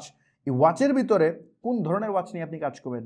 এটা কি ক্যাজুয়াল, নাকি হচ্ছে ফ্যাশন, নাকি বিজনেস, নাকি ওয়াচের বিভিন্ন অ্যাক্সেসরিজ সেল করবেন? সো আরও নেরো ডাউনে যাওয়া যায়, আপনি যত নেরো ডাউনে যাবেন তত আপনার জন্য ইজি। ওকে, সো এখানে ম্যানের ক্ষেত্রে গেলেও আপনি দেখবেন ইলেকট্রনিক ডিভাইসে যদি যান, আপনি এখানে প্রচুর পাবেন ইলেকট্রনিক ডিভাইসের মধ্যে কি করতে চান আপনি, একদম ইনডেপথ এখানে আছে। সো এখান থেকে কি আপনি খুব ইজিলি নিশের বিভিন্ন আইডিয়া পাবেন। সো দারাজে গিয়ে এখান থেকে নিশের আইডিয়া নিন, অ্যামাজনেও পাবেন, তারপরে আপনি যদি যান অ্যামাজন বা এ টাইপের অনেকগুলোতে আপনি গেলে পাবেন। আরেকটা জায়গা হচ্ছে আমি দেখাই একটু, আরেকটা উদাহরণ দিয়ে দিই, যারা অনেকে আছে এখানে ফ্রিল্যান্সার, সো তারাও এই নিশটা অনেক ভুল করে, যার কারণে অনেক প্রবলেম পড়ে। আমি যদি এটা দেখাই, ধরুন ফাইবারে আপনি সার্ভিস নিয়ে কাজ করতে চান, ফর এক্সাম্পল আপনি ডিজিটাল সার্ভিস নিয়ে কাজ করতে চান, ওইখানেও নিশ খুব ইম্পর্টেন্ট। ফর এক্সাম্পল আপনি যদি বলেন আমি ডিজিটাল মার্কেটার, তাহলে এটা হইলো না, ডিজিটাল মার্কেটার তো হাজার হাজার। সো এই ডিজিটাল মার্কেটিং করলে এটা হবে না, আপনাকে স্পেসিফিক হইতে হবে, একেবারে ডিপ ডাউনে যেতে হবে। স্পেসিফিক কি হইতে পারে? স্পেসিফিক হইতে পারে ডিজিটাল মার্কেটিংয়ের ভিতরে আছে কি, ডিজিটাল মার্কেটিংয়ের ভিতরে দেখাই আমি আপনাকে। ধরেন যে এখানে ডিজিটাল মার্কেটিংয়ে চাপ দেন, ডিজিটাল মার্কেটিংয়ে যদি চাপ দেন দেখেন কি আসে, এসিও আছে, সার্চ ইঞ্জিন অপটিমাইজেশন, ওটাও তো ডিজিটাল মার্কেটিংয়ের একটা পার্ট। সো আপনি এসিও নিয়ে কাজ করেন, ওইটা একটা part digital marketer. Digital marketer মানে সব, ধরুন ডিজিটাল মার্কেটিং নিয়ে কাজ করে 1,00,000 মানুষ, কিন্তু এসিও নিয়ে কাজ করে হয়তো 10,000 মানুষ। তার মানে কি? তার মানে ইনস্ট্যান্ট আপনি 90,000 মানুষকে কম্পিটিশনের বাইরে নিয়ে যাচ্ছেন জাস্ট নিশ সিলেকশনের কারণে। সো এই এসিওর ভিতরে আপনি আরও যেতে পারেন, যেমন এসিওর ভিতরে যান, অন পেজ আছে, অফ পেজ আছে, এই যে দেখেন অফ পেজ আছে, অন পেজ আছে, কিওয়ার্ড রিসার্চ। ধরেন এসিও একটা বিগ ইন্ডাস্ট্রি, ওই ইন্ডাস্ট্রির ভিতরে কিওয়ার্ড রিসার্চ এটা একটা নিশ, আপনি ওই নিশে কাজ করেন। টেকনিক্যাল এসইও এটা একটা নিশ, আপনি ওখানে কাজ করেন। সো যত ডিপ ডাউনে যাবেন তত আপনার জন্য ব্যাপারটা ইজি। আবার যদি বলি ডিজিটাল মার্কেটিংয়ের ব্যাপারে, ধরেন আপনি ডিজিটাল মার্কেটিংয়ের অ্যাড ম্যানেজমেন্ট নিয়ে কাজ করেন, এটা একটা সাবনিশ হতে পারে। আপনি ডিজিটাল মার্কেটিংয়ের আপনি শুধুমাত্র ট্র্যাকিং এবং অ্যানালিটিক্স নিয়ে কাজ করেন, ট্র্যাকিং অ্যান্ড অ্যানালিটিক্সের ভিতরে অনেক কিছুই আছে, এই মুহূর্তে এটা বুমিং করতেছে। যেমন আপনি ধরেন সার্ভার সাইড ট্র্যাকিং করতে হেল্প করেন। সো এই সার্ভার সাইড ট্র্যাকিং বাংলাদেশে পারে কয়জন? 400-500 মানুষও নাই ভালো পারে। সো এইটা, অথচ এটা হিউজ ডিমান্ড। সো আপনাকে এই টাইপের যদি আপনি কোনো নিশ পিক করেন তো মারাত্মক গ্রো করবে। ওয়েবসাইট ডেভেলপমেন্ট তো অনেকেই করতে পারে, ওয়েবসাইট ডেভেলপমেন্ট না, আপনি নিশ চলে যান, আপনি স্পেসিফিক ই কমার্স ওয়েবসাইট বানান। আপনি ই কমার্স ওয়েবসাইট না, ধরেন আপনি রিয়েল এস্টেট ওয়েবসাইট বানান, অথবা আপনি ওয়েবসাইট বানানো না, আপনি একটা কাজ করেন। বাংলাদেশের অনেক মানুষের ওয়েবসাইটের স্পিড অনেক খারাপ, চরম লেভেলের খারাপ, আপনি তাদের ওয়েবসাইটের স্পিড অপটিমাইজ করাতে হেল্প করেন। সো এই রকম করে স্পেসিফিক নিশে চলে যেতে হবে, গেলে আপনি কম্পিটিশন চরম লেভেলের এড়াতে পারবেন। ওকে, সো লাস্ট একটা উদাহরণ দিই, ধরুন লোগো ডিজাইন যদি আমি এখানে সার্চ করি, এখানে দেখেন লোগো ডিজাইনের সার্ভিস দেয় কত মানুষ? 2,50,000, মানে 2.5 লাখের বেশি বলতেছে, 2.5 লাখ প্লাস মানুষ এই সার্ভিস প্রোভাইড করতেছে। সো আপনি যদি এই লোগো ডিজাইনের সার্ভিস প্রোভাইড করতে চান, তাহলে আপনার গিগ কই যাবে? আপনার এই 2.5 লাখ কতগুলো পেজ আছে এখানে, এখানে পেজ আছে, এখানে হাজার হাজার পেজ, এখানে 10টা দেখাচ্ছে, হাজার হাজার পেজ। আপনার ওই 2,51,000 নাম্বার, 2,51,000 নাম্বার যে গিগ, ওইটা আপনারটা হবে। সো মানুষ এসে আপনাকে কাজ দেওয়ার পসিবিলিটি খুব সামান্য, যদি আপনি ন্যারো ডাউন করে ফেলেন তাহলে অনেক ইজি হয়। যেমন ধরেন আমি বলি, ফর এক্সাম্পল আপনি গান, মানে বিভিন্ন, আমি আদের দিয়ে দেখাই, ট্রান্সপোর্ট লোগো ধরেন, ট্রান্সপোর্ট লোগো, এটা লিখে আপনি সার্চ করেন, এটা লিখে যদি সার্চ করেন, এখানে কত? মাত্র 1100। দেখছেন, কই 2.5 লাখ, কই 1100, কম্পিটিশন কই নেমে আসলো। সো আপনি একটা স্যাচুরেটেড নিশেও ভালো করতে পারবেন যখন আপনি এভাবে, মানে কি বলে, আপনি জাস্ট একটু ডিপ ডাউন করে ফেলবেন, আপনি নিশ সিলেক্ট করে ফেলবেন, মাইক্রো নিশে চলে যাবেন। সো আশা করি বুঝতে পারছেন এই পার্টটা। চলুন আমরা মেইন অন্য স্লাইডগুলোতে যাই। আচ্ছা, এখন একটা ইম্পর্টেন্ট পার্ট, যেটা খুব ইম্পর্টেন্ট, যেটা হচ্ছে আমরা তো নিশের কথা আসলাম, নিশ সিলেক্ট করার অনেকগুলো মেথড আছে, ওই মেথডগুলো নিয়ে পরে আমি আলোচনা করব। যেমন ধরেন আপনার ওই কম্পিটিটর দেখতে হয় যে কী পরিমাণ কম্পিটিশন আছে। আমি একটা চার্ট দিছিলাম না, যে মার্কেট কীভাবে রিসার্চ করতে হয়, ওই মার্কেট রিসার্চের ফর্মুলাতে আপনি ফেলে দেখবেন আপনি যে নিশটা পিক করতেন। যেমন ধরেন আপনি এখন কসমেটিক আইটেম নিয়ে কাজ করলে ওটা কিন্তু কঠিন, ওটা অনেক উপরে উঠে গেছে। আপনি যদি এখন মধুরুদু নিয়ে কাজ করতে চান, ওটাও কঠিন, কারণ জমশেদ মজুমদার সহ আর অনেকেই আছে যারা অনেক ভালো করতেছে। সো এটাও সো ডিফিকাল্ট। সো আপনাকে ট্রাই করতে হবে এমন টাইপের প্রোডাক্ট যেটার কম্পিটিশন কম, মানে আপনার নিশ সিলেক্ট করার নিশটাকে আপনি ওই যে আমাদের যে একটা প্রোডাক্ট মার্কেট ফিটের ফর্মুলা দেখেছিলাম, ওটাতে আপনি অ্যাপ্লাই করে চেক করবেন, চেক করে আপনি বুঝে যাবেন যে এটা কি ঠিক আছে কিনা। সো ওই অনুযায়ী আপনি এটা চেক করবেন। আবার অনেক স্যাচুরেটেড প্রোডাক্টও সেল করা যায়, এটা আমি বলছিলাম, যদি আপনার কম্পিটিটরের উইকনেস খুঁজে বের করতে পারেন, এটা আমরা দেখাবো কেমনে করে। ওকে, চলেন এখন আমরা নিশের পরে চলে যাই প্রোডাক্টে। নিশের পরে প্রোডাক্ট অনেক ইম্পর্টেন্ট।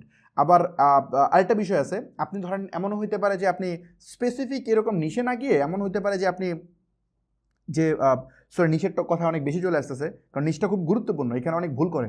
নিশের মধ্যে এমনও হইতে পারে যে আপনি বিভিন্ন অকেশন নিয়ে কাজ করতে পারেন। অকেশন মানে যেমন ভ্যালেন্টাইন্স নিয়ে কাজ করতে পারেন, আপনি ঈদ নিয়ে কাজ করতে পারেন, আপনি হচ্ছে মাদার্স ডে নিয়ে কাজ করতে পারেন, ফাদার্স ডে নিয়ে কাজ করতে পারেন। যেমন ইউএসএতে ক্রিসমাস নিয়ে প্রচুর কাজ হয়, মানে হ্যালোউইন নিয়ে অনেক কাজ হয়, ব্ল্যাক ফ্রাইডেতে প্রচুর কাজ হয়। সো এরকম অকেশন নিয়েও কাজ করা যায়।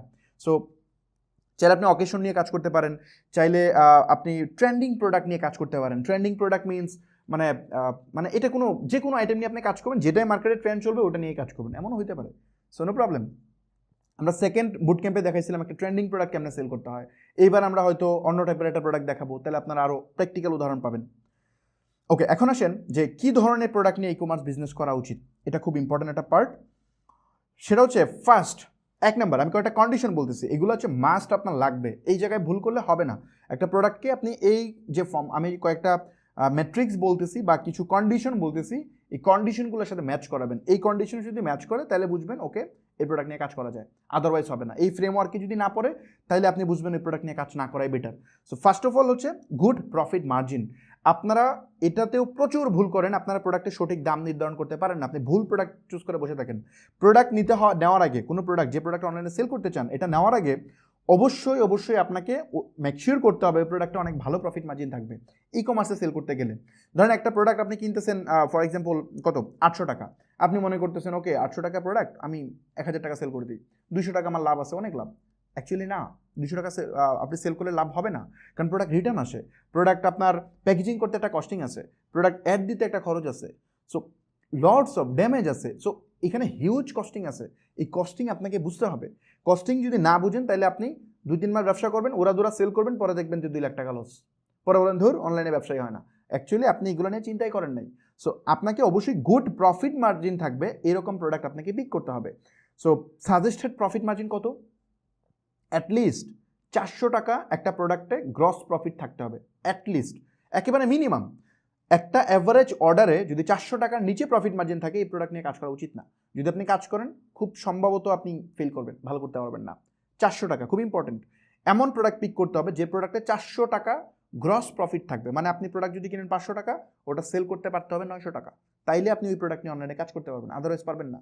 এখন বলতেছেন না ভাই এত বড় গ্যাপে কি ব্যবসা করা যায়? ইয়েস করা যায়, আমরা করে দেখাইছি, ইভেন আমরা দেখাবো। সো যদি 400 টাকার মার্জিন আপনারা মেকশিওর করতে না পারেন তাইলে আপনি এখানে টিকতে পারবেন না। 400 টাকা দেখতেছেন gross profit, actually net profit থাকবে 100 টাকা, মানে 100 টাকা অ্যাকচুয়ালি। সো 300 টাকা এডিশনাল কস্টে চলে যাবে, আপনি টেরও পাবেন না কই চলে গেছে। আমরা একটু পরে ক্যাশ ফ্লো দেখবো, ওই ক্যাশ ফ্লোতে বুঝতে পারবো যে এগুলো আসলে কোথায় যায়। সো আপনাকে অবশ্যই গুড প্রফিট মার্জিন থাকতে হবে, অ্যাটলিস্ট 40% না, 400 টাকা মার্জিন থাকতে হবে, এমন প্রোডাক্ট পিক করতে হবে প্রথমত। তারপর আসেন যে পরবর্তী এটা কি, এই প্রোডাক্টের মধ্যে একটা ওয়াও ফ্যাক্টর থাকতে হইতে মানে মানে এটা ম্যান্ডেটরি না, বাট ওই প্রথম যেটা বলছি এটা ম্যান্ডেটরি থাকতেই হবে। তারপরটা যদি বলি এটা ম্যান্ডেটরি না, বাট এটা একটা অন অফ দ্য রিজন, যদি আপনার প্রোডাক্ট এটার সাথে ম্যাচ করে তাহলে বুঝবেন কাজ করা যায়। যে ওয়াও ফ্যাক্টর, একটা প্রোডাক্ট দেখেই মনে পারে এটা তো অসাধারণ প্রোডাক্ট, এটাই তো দরকার, এটা তুমি খুঁজতে দিত, মানে নিজের মধ্যে একটা মানে কি বলে মানে একটা গ্রেট ফিল হবে, আরে এটি তো আমি তো এটি খুঁজতেছিলাম, এই প্রোডাক্ট তো দরকার। সো এরকম একটা ওয়াও ফিল হইতে হবে। সো এটাকে বলে মানে ওয়াও ফ্যাক্টর থাকে এরকম প্রোডাক্ট আপনাকে পিক করা। এটা কেমনে করবেন দেখাবো, ইভেন আমরা মজার ব্যাপার একটা ওয়াও ফ্যাক্টরওয়ালা প্রোডাক্টে আমরা সেল করে দেখাবো। So no problem. তারপরে ওয়াও ফ্যাক্টরের একটা ডেফিনেশন দিই। ওয়াও ফ্যাক্টর মানে হইতেছে, এখানে আমি লিখছি, ওয়াও ফ্যাক্টর মানে হচ্ছে ওই প্রোডাক্টটা হইতে হবে ইউনিক এবং মাইন্ড ব্লোয়িং। যেটা বললাম আপনার ওই প্রোডাক্টটা দেখেই একটা মাইন্ড ব্লোয়িং অথবা একটা ইউনিক মনে হবে, ওই ধরনের একটা মানে ফিল কাজ করবে যে প্রোডাক্টটা দেখবে, যে কাস্টমার আপনার যে পটেনশিয়াল ক্লায়েন্ট তার কাছে এই ধরনের একটা ফিল আসবে। সো এই টাইপের প্রোডাক্ট আপনারা কীভাবে মানে এই টাইপের প্রোডাক্ট আপনাকে পিক করতে হবে, তাহলে এটা ঠিক আছে। তারপরে যদি যান, এটা খুব ইম্পর্ট্যান্ট যে আপনি এমন প্রোডাক্ট আপনি চুজ করতে হবে যেটা সাধারণ দোকানে পাওয়া যায় না। ফর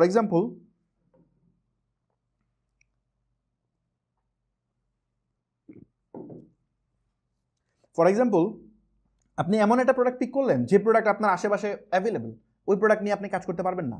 যেমন ধরেন আপনি একটা প্রোডাক্ট পিক করছেন, ফর এক্সাম্পল আমি মিরপুরে থাকি, মিরপুর আমার ফ্ল্যাট থেকে নামলে ওই প্রোডাক্ট আমি দোকানে পাই, তাহলে ওটা কি সেল হবে? অনলাইনে কিনবো? আমি কেন কিনবো? আমি দোকান থেকে গিয়ে দেখে কিনতে পারি, অনলাইনে কেন কিনবো? সো আমার এমন প্রোডাক্ট কিনতে হবে যেটা সচরাচর আশেপাশের দোকানে পাওয়া যায় না। তো আমি যেটা বলি যে অ্যাটলিস্ট 10 কিলোমিটারের ভিতরে ওই প্রোডাক্ট যেন না থাকে, মানে অ্যাটলিস্ট 10 কিলোমিটার আশেপাশে যদি এই প্রোডাক্ট থাকে তাহলে এই প্রোডাক্ট অনলাইনে সেল হবে না। সো আপনাকে এমন প্রোডাক্ট পিক করতে হবে যেটা সচরাচর দোকানে অ্যাভেলেবেল না, মানে একটু রেয়ার প্রোডাক্ট পিক করতে হবে, রেয়ার এবং এক্সক্লুসিভ, রেয়ার অ্যান্ড এক্সক্লুসিভ, এই টাইপের প্রোডাক্ট আপনাকে সেল করতে হবে। তারপরে যদি বলি আপনাকে প্রবলেম সলভিং প্রোডাক্ট হইতে পারে, মানে ধরেন একটা বড় ধরনের প্রবলেম সলভ করতেছেন, মানে এমন একটা প্রোডাক্ট আপনি নিছেন যেটা হিউজ প্রবলেম সলভ করতেছে। উদাহরণ দিই, উদাহরণ না দিলে আপনারা বুঝবেন না। যেমন ধরেন আমি সারাদিন কম্পিউটারের সামনে প্রায় আমি 14 ঘন্টা থাকি, এরকমই থাকি 14 ঘন্টার হবে। সো ধরেন আমি 14 ঘন্টার মতো কম্পিউটারের সামনে থাকি, তাহলে আমার কি প্রবলেম? আমার বিগ প্রবলেম, আমার চোখ ব্যথা করে। এটা একটা বিশাল সমস্যা। সো এটার সমস্যা কি হইতে, সমাধান কি হতে পারে? এটা হইতে পারে মানে ব্লু লাইট প্রোটেকশন যে গ্লাস আছে এটা হইতে পারে। আমার একটা ব্লু লাইট প্রোটেকশন গ্লাস যদি আমাকে বলেন যে হেই ফামিদ, তুমি যে কি বলে এতক্ষণ কম্পিউটার সামনে থাকো, সো তুমি এই প্রোডাক্টটা ট্রাই করো, দেখো তোমার চোখ ব্যথা করবে না এবং তোমার চোখ ক্ষতি হবে না, লং টার্মে তুমি সমস্যায় পড়বে না। তো এটা যদি আমাকে দেয় আমি তো নিব, কারণ এটা আমার হিউজ একটা বড় প্রবলেম সলভ করতেছে। সো এরকম যদি কোনো প্রবলেম সলভিং প্রোডাক্ট হয় আমি সেটা নিব। হইতে পারে প্রবলেম সলভিং প্রোডাক্ট কি, যেমন ধরেন ওই যে কি বলে ওই যে বাসায় মা চাচি যারা আছে তারা যে আলু কাটে, পেঁয়াজ কাটে বা বিভিন্ন কাটার যে আছে, এগুলো অনেক কষ্টের কাজ। সো আপনি ওদের এটা অটোমেশন কোনো একটা মানে ছোটো একটা টুলস বা কিছু দিয়ে ওটা ইজিয়ার করে দিলেন। ইজিয়ার করে দিলে ওটা একটা বিগ প্রবলেম সলভ করে, রাইট? সো যেমন গ্যাস সেফটির প্রোডাক্ট হতে পারে, ফর এক্সাম্পল আপনার বা এই মুহূর্তে মানে যে মানে কি বলে আমরা যে এলপিজি গ্যাস ইউজ করি, ওই গ্যাস কিন্তু প্রচুর লিক হয়, লিক হওয়ার পর অনেক দুর্ঘটনা ঘটে, অনেক সেফটি ইস্যুতে আমরা ভুগি। সো ওই প্রোডাক্ট একটা প্রোডাক্ট হতে পারে যেটা দিয়ে আপনার ওই গ্যাস সেফটিটা রোধ করা যায়। মানে ধরেন কোনো জায়গায় লিক হইলে আমি অটোমেটিকলি জানবো এবং এটাতে আগুন ধরবে না, এমন টাইপের প্রোডাক্ট যদি হয় আমি তো কিনবো, তাই না? সো এটা একটা বিগ প্রবলেম সলভ করতেছে। সো এরকম প্রবলেম সলভিং প্রোডাক্ট আমাকে পিক করতে হবে। সো তারপরে যদি যাই যে ওই যে লাইফ ইজিয়ার করতে হবে। লাইফ ইজিয়ার বলতে কি, যেমন ধরেন আমি বলি যে এই আমি যে ক্যানভা ইউজ করতেছি এটা লাইফ ইজিয়ার একটা টুলস। যেমন আমার এই স্লাইড মেকিং অনেক কমপ্লেক্স কাজ, সে ইজিলি করে দিছে। বা ধরেন ফর এক্সাম্পল আরও অনেক কিছু হইতে পারে, তাই না? লাইফ ইজিয়ার তো অনেক কিছুই হইতে পারে। সো আমি উদাহরণ দিই, যেমন ধরেন বাসা বাড়িতে যেমন ধরেন ওই বড় বড় যে আছে না শোকেস, তারপরে খাট, তারপরে আরও অনেক কিছু আছে না, এইগুলো ধরেন মুভিং করাটা অনেক ঝামেলা। সো একটা জিনিস পাওয়া যায়, ছোট্ট একটা জিনিস, এটা যদি আপনি চাকার মতো যদি আপনি ওটা নিচে লাগাই দেন, তাহলে আপনি খুব সহজে পরিষ্কার করার সময় আপনি আপনার সব কিছু মুভ করতে পারবেন। সো এটা হচ্ছে লাইফ ইজিয়ার বা মানে কি বলে লাইফ সিম্পলিফায়ার, ওই টাইপের একটা প্রোডাক্ট। সো এই টাইপের প্রোডাক্ট হলেও এটা অনলাইনে সেল হবে। ওই যে একটু আগে একটা উদাহরণ দিলাম না, ওই যে ওই বিভিন্ন কিছু জিনিসপত্র কাটার জন্য যে টুলসের কথা বললাম, এটাও কিন্তু লাইফ ইজিয়ারের মধ্যে পড়ে। তারপরে আসেন যে এটা খুব ইম্পর্টেন্ট পার্ট, এই জিনিসটা মানুষ মিস করে, এটা নিয়ে মানুষ কথাও বলে না ইভেন। আর এই ভুলটা মানুষ ইচ্ছা করে যা করে সেটা হচ্ছে, এটা শুনতে খারাপ লাগলেও এটা সত্য, যদি আপনার কম্পিটিটর খুব ভালো লেভেলের মানে আপনার অ্যাড অপটিমাইজ করে ফেলে আপনার নিশে, বা সে যদি প্রচুর সেল করে, তাহলে আপনার জন্য খুবই কমপ্লেক্স হয়ে যাবে ওই সেম নিশে কাজ করা বা সেম প্রোডাক্টে কাজ করা। এটা উচিত না ওই সময়। এটা কেন উচিত না, টেকনিক্যালি আমি একদম প্রো মেথডে দেখাবো। বিশেষ করে ফেসবুক অ্যাড যদি আপনার কোনো কম্পিটিটর অ্যাগ্রেসিভলি স্কেল করতে থাকে, ওই সময়ে আপনি যদি সেম প্রোডাক্টের অ্যাড রান করেন, আপনার প্রোডাক্টও ভালো, কন্টেন্টও ভালো, এভরিথিং ভালো, বাট আপনার সেল হবে না। আপনার কম্পিটিটর হবে, আপনারটা হবে না। এটা কেন হবে না? কারণ ফেসবুক অ্যাড কীভাবে কাজ করে ওটা যদি আপনি জানেন, তাহলে এটা অ্যান্সার পেয়ে যাবেন। এটা নিয়ে আমি আলোচনা করবো 3-4 নাম্বার ক্লাসে আলোচনা করব, ফেসবুক অ্যাড কীভাবে কাজ করে পুরো প্রসেস আলোচনা করব, তখন আমি এটা ডিটেল এক্সপ্লেন করবো। সো শিক্ষণীয় পার্ট কি, যদি আপনার কম্পিটিটর খুবই ভালো করে, ওই সেম প্রোডাক্ট আপনার রান করা উচিত না, মানে এটা ওভার স্যাচুরেটেড। সো এই প্রোডাক্ট ইগনোর করা উচিত। তারপরে আস্ক পিপল, আপনি আস্ক মেথড অ্যাপ্লাই করতে পারেন। আপনি একটা প্রোডাক্ট চিন্তা করছেন বা একটা নিশ চিন্তা করছেন, আপনি মানুষকে জিজ্ঞেস করেন যে হে এই প্রোডাক্টটা কেমন। আপনার ফ্রেন্ডস অ্যান্ড ফ্যামিলিকে জিজ্ঞেস করেন, আপনার পরিচিত মানুষকে জিজ্ঞেস করেন, জিজ্ঞেস করে আপনি দেখেন, বা পটেনশিয়াল বায়ার যারা আছে ওদেরকে জিজ্ঞেস করেন, জিজ্ঞেস করে আপনি মানে বোঝার চেষ্টা করেন, বা ওদের কী কী প্রবলেম ওগুলো একটু ফাইন্ড আউট করার চেষ্টা করেন, ওদের যে সমস্যা ওই সমস্যাগুলো সমাধান করে ট্রাই করেন, তাহলে কিন্তু ওখানে হয়ে যাবে। সো মানে অনেক সময় মানে আপনি নিজে একটা সমস্যায় পড়তে পারেন, ফর এক্সাম্পল আপনি একটা নিজে একটা প্রবলেম পড়তে পারেন, ওই প্রবলেম থেকে আপনি কিন্তু মানে উইনিং প্রোডাক্ট পেয়ে যাবেন, আপনি উইনিং নিশ পেয়ে যাবেন, রাইট? সো আপনি যে সমস্যাটাই আছেন, ডেফিনেটলি এই সমস্যায় অনেক মানুষও আছে, সো ওইটার সমাধান তো আপনি আপনার জন্য করবেনই, করার পরে ওই সলিউশনটা আপনি সেল করেন, সমস্যা নেই তো, আপনি সেম জিনিস সেল করতে পারেন। সো এটাও একটা মেথড, সো আস্ক মেথডের মাধ্যমে আপনি এই কাজটা করতে পারবেন। ওকে, সো আশা করি এই নিশের পার্টটা আমরা বুঝতে পারছি, মোটামুটি আমরা ক্লিয়ার। আমি একটু দেখি যে কতক্ষণ টাইম আছে হাতে। ইয়েস, আমরা 55 মিনিটের মতো সময় গেছে, আমাদের হাতে আরও টাইম আছে, ক্লাসটা একটু লম্বা হবে। আমরা সেকেন্ড পার্ট কমপ্লিট করলাম, এখন আমরা থার্ড যে পার্ট আছে সেটাতে আমরা যাচ্ছি। সো এই থার্ড পার্টে আমরা আলোচনা করব আরেকটা ইম্পর্টেন্ট পার্ট, সেটা হচ্ছে ক্যাশ ফ্লো নিয়ে। এখন আমরা দুইটা পার্ট নিয়ে আলোচনা করলাম, এটা হচ্ছে ই কমার্সের যে পরিচিতি বা ফান্ডামেন্টাল বলা যায়। সেকেন্ড পার্টে আলোচনা করলাম নিশ এবং কোন কোন ফ্রেমওয়ার্কের উপর বেসিস করে আমরা প্রোডাক্ট পিক করব। ভিডিওটা এগেইন দেখেন, সেকেন্ড পার্টটা খুব ইম্পর্টেন্ট। এই জায়গার জন্য অনেক উদ্যোক্তা ফেল করে, তারা আসলে এই জিনিসপত্রগুলো বুঝে না। আমি স্লাইডগুলো জাস্ট আরেকবার দেখাই দিই। এটা খুব ইম্পর্টেন্ট যে ওয়াও ফ্যাক্টর থাকতে হবে যে প্রোডাক্টটা পিক করবেন। হয়তো ওয়াও ফ্যাক্টরটা থাকাটা ম্যান্ডেটরি না, এই যে এই 1 নম্বরটা ম্যান্ডেটরি, এটা লাগবেই। গুড প্রফিট মার্জিন হইতেই হবে, এটা ছাড়া আপনি পারবেনই না। সেকেন্ড, ওয়াও ফ্যাক্টর, এটা অন অফ দ্য একটা ফ্যাক্টর। এই 4-5টার মধ্যে একটা অ্যাটলিস্ট আপনাকে মেনটেন করতে হবে। যদি 4টা ক্যাটাগরিতে আপনার প্রোডাক্ট পড়ে তাহলে তো কোনো কথাই না, সোনাই সোহাগা, মাস সেল হবে, অবশ্যই সেল হবে। সো ওয়াও ফ্যাক্টরওয়ালা প্রোডাক্ট হইতে হবে। তারপরে হচ্ছে ওয়াও ফ্যাক্টর বুঝবেন কেন, মাইন্ড ব্লোয়িং প্রোডাক্ট হইতে হবে বা ইউনিক প্রোডাক্ট হইতে হবে। তারপরে হচ্ছে আপনার ওই যে যেটা আশেপাশে পাওয়া যায় এমন প্রোডাক্ট হওয়া যাবে না, একটু রেয়ার এবং এক্সক্লুসিভ প্রোডাক্ট হইতে হবে। তারপর হচ্ছে মানুষের প্রবলেম সলভ করতে হবে, যদি অনেক বড় ধরনের প্রবলেম সলভ করতে পারেন তাহলে অনেক বড় ব্যবসা তৈরি হবে। যদি কম ছোটোখাটো প্রবলেম হয় তাহলে সেটার জন্য আপনি মানে কি বলে ছোটোখাটো বিজনেস হবে, এই তো। তারপর হচ্ছে ওই যে লাইফ ইজিয়ার করবে এমন কোন প্রোডাক্ট হইতে হবে, উদাহরণও দিছি আমি। তারপরে যদি আপনার কম্পিটিটর ওই সেম প্রোডাক্টটা অনেক ভালো করে তাহলে এই প্রোডাক্ট ইগনোর করতে হবে। আর আস্ক পিপল, মানুষকে জিজ্ঞেস করতে হবে যে আপনার প্রোডাক্ট কি ঠিক আছে কিনা, বা মানুষের সমস্যাগুলো দেখতে হবে, মানুষের সমস্যাগুলো দেখে ওই সমস্যা থেকে সমাধান বের করতে হবে। এবং ওই সমাধানটা আপনি হয়তো আপনার নিজের জন্য করতে পারেন, মানুষের সমস্যার জন্য, মানুষের একটা সমস্যা আপনি সমাধান করতে পারেন। দেন যেহেতু ওই ব্যক্তির সমস্যা আছে তার মানে এই সমস্যাটা আরও অনেকের থাকতে পারে, তো আপনি যেহেতু সমাধান আছে আপনি এটা সেল করেন, সমস্যা নেই তো। ওকে, সো এখন আসেন থার্ড পার্ট, সেটা হচ্ছে ক্যাশ ফ্লো। ক্যাশ ফ্লো আমি শিওর যে মোটামুটি এতক্ষণ প্রথম যে পার্টটা বলছি এটা হয়তো আপনারা অনেকেই জানতেন, সেকেন্ড পার্টটা হয়তো অনেকেই কম কম জানতেন, মানে কম কম অ্যাপ্লাই করেন। আমি তো অনেক উদ্যোক্তার সাথে কথা বলি, আমার এজেন্সির জন্য বলতে হয়, আর এখন তো আমি প্রায় 1 লাখের বেশি স্টুডেন্টকে আমি ট্রেন করছি। সো এরকম 50-60 জন 100 জন মানুষের সাথে আমার রেগুলার কথা হয়। আমাদের বিজনেস ওয়ার্কশপে অনেক মানুষ আছে, তো তাদের সাথে আমার কথা হয়, রেগুলারলি কনসালটেন্সি হয়। সো আমি দেখি তাদের প্রিভিয়াস হিস্ট্রিগুলো দেখি, অনেক ভালো ব্যবসা করছে, বাট ক্যাশ ফ্লো বা মানে ওই যে সেকেন্ড যে পার্টটা বললাম নিশের এই পার্টগুলো তারা করে না, বা প্রোডাক্ট সোর্সিংয়ের সময় এই ফ্রেমওয়ার্কগুলো মেনটেন করে না। ইভেন এগুলো কোনো কোর্সে কোনো মেন্টররা শেখায়ও না, আমি জানি না কেন শেখায় না। এটা মানে ওরা কি এগুলো শেয়ার করতে চায় না কি, I have no idea, but এগুলা শেয়ারও করে না। অনেক দামি দামি কোর্স করে, 20,000, 30,000, 50,000 টাকা দিয়ে নাকি কোর্স করে। সো এইসব টাকা দিয়ে কোর্স করেও নাকি এগুলো জানে না। আমি তো অবাক হই, কিরে ভাই আপনি এত এত উপরে লেভেল আপ করতে করতে ওই জায়গায় চলে গেছেন, ওই গোল্ড, সিলভার, প্লাটিনাম, হাবিজাবি সব কিনা টিনা ভরে ফেলছেন, বাট এগুলো আপনি জানেন না। সো এটা কেমনে কি? সো এই টপিকগুলো নিয়ে আলোচনা করে না। সো সেকেন্ড পার্টটা, থার্ড পার্ট যেটা ক্যাশ ফ্লো, এইটা আমি খুব কম দেখছি যে উদ্যোক্তারা এটা করে, বাট এটা সবচেয়ে ইম্পর্টেন্ট। আপনার বিজনেসের রিয়েল কোচ এটা হচ্ছে ক্যাশ ফ্লো। ক্যাশ ফ্লো আপনাকে বলবে আপনি কি রাইট ট্রেকে আছেন অর রং ট্রেকে, এটা আপনাকে ক্যাশ ফ্লো বলবে, রাইট? ক্যাশ ফ্লো, আপনি আপনার বিজনেস কি, আপনি মানে যেটা চিন্তা করছেন বিজনেস কি লস হবে না ভালো করতেছে, এটা ক্যাশ ফ্লো আপনাকে একদম হাতে ধরে দেখাই দিবে। সো এইটা মানুষ করে না। সো চলেন এই ক্যাশ ফ্লোটা কি, ক্যাশ ফ্লো কেমনে করে সেটা একটু আমি দেখাই। ক্যাশ ফ্লো, যদি ক্যাশ ফ্লোর একটা সংজ্ঞা দিই, ক্যাশ ফ্লো হচ্ছে ইটস এ বিজনেস প্ল্যান। মানে ক্যাশ ফ্লোকে বলা হয়, মানে ক্যাশ ফ্লো মানে হচ্ছে বিজনেস প্ল্যান। আপনি বিজনেস প্ল্যান দুইভাবে রেডি করা যায়। একটা হচ্ছে রিটেন ফরম্যাটে আপনি লিখতে পারেন, মানে কি বলে, আপনি ডক ওপেন করে লিখতে পারেন যে আমার এই হচ্ছে বিজনেস প্ল্যান, এই সলিউশন আমি প্রোভাইড করব, এত টাকা করে আসবে, এত টাকা খরচ, মানে এলোভেরেটলি লিখতে পারেন, এটা একটা মেথড। বাট আরেকটা মেথড হচ্ছে বিজনেস প্ল্যান লেখার, সেটা হচ্ছে নাম্বারে।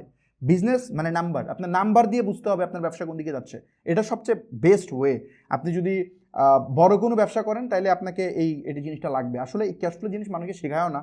এটা হচ্ছে আপনি যখন বিগ স্কেলে ব্যবসা করতে যাবেন তখন হয়। যেমন ধরেন আমি তো অনেকগুলো কোম্পানিতে কনসালটেন্সি করি, সো ওই সব ক্ষেত্রে দেখা যায় এগুলো লাগে। সো বাংলাদেশে অনেক বড় বড় সিএফও আছে যারা হিউজ ডিমান্ডিং পিপল, সো ওদের কাছে রিচ করা পসিবল না, অনেক কষ্ট হয়ে যায়। সো ওদের মতো মানে ভালো ভালো মানুষ আছে যাদের থেকে এগুলো নেওয়া যায়। যেমন আমি একজনের নাম মেনশন করার প্রয়োজন আছে। আমার পরিচিত এক বড় ভাই আছে, ওর নাম হচ্ছে জাকির, উনি কর্নেল মূলত, উনি আমার খুবই পরিচিত। সো উনি এই ক্যাশ ফ্লোর প্রসেস আমি নিজেও জানতাম না। সো উনি আমাকে এই ব্যাপারে টোটালি গাইড করছে। যখন যে ফার্মি তুমি তো ব্যবসা করো, সো তোমার ব্যবসার প্ল্যানটাকে চলো আমি গুছিয়ে দিই। সো উনি আমাকে এই নাম্বারের ব্যাপারটা পুরো প্রসেসটা আমাকে এক্সপ্লেন করছে। উনি বাংলাদেশের মেবি মানে ফাইন্যান্সিয়াল সিএফওদের মধ্যে আমার মনে হয় যে উনি টপ 5-এর মধ্যে একজন হবে, টপ 5-এর মতো একজন। ওরা হিউজ ডিমান্ডিং পিপল, বাট ওদের সাথে এই যে নেটওয়ার্কিংটা কাজে দেয়। সো উনি আমাকে এই ব্যাপারটা গাইড করছে, আদারওয়াইজ আমি জানতাম না। সো এই জন্য এটা অনেক গ্যাপ থেকে আমি চিন্তা করলাম এটা আপনাদের সাথে একটু প্র্যাকটিক্যালি করে দেখাবো আজকে। তো চলেন আমি এখন স্লাইড থেকে বের হয়ে যাচ্ছি, বের হয়ে টোটালি এটা প্র্যাকটিক্যাল দেখাবো। সো আমি জাস্ট একটা minute, for example okay, so আশা করি দেখা যাচ্ছে। আমি একটা কাজ করব, আমি এই ভিডিওটাকে আপাতত একটু পজ করতেছি, কারণ এটা হয়তো বুঝতে পারবেন না আদারওয়াইজ। ভিডিওটাকে আমি একটু স্টপ করতেছি, স্টপ করে আমি দেখাচ্ছি। ওকে, ভিডিওটা এখানে আছে মেবি, আমি জানি না লাইভে কি ভিডিও দেখা যাচ্ছে কিনা। আমি এখানে স্ক্রিন থেকে হাইড করলাম। ভিডিও কি আছে? আচ্ছা, আমি ভিডিওটাই অফ করে দিই বরঞ্চ, তাহলে সুবিধা হবে।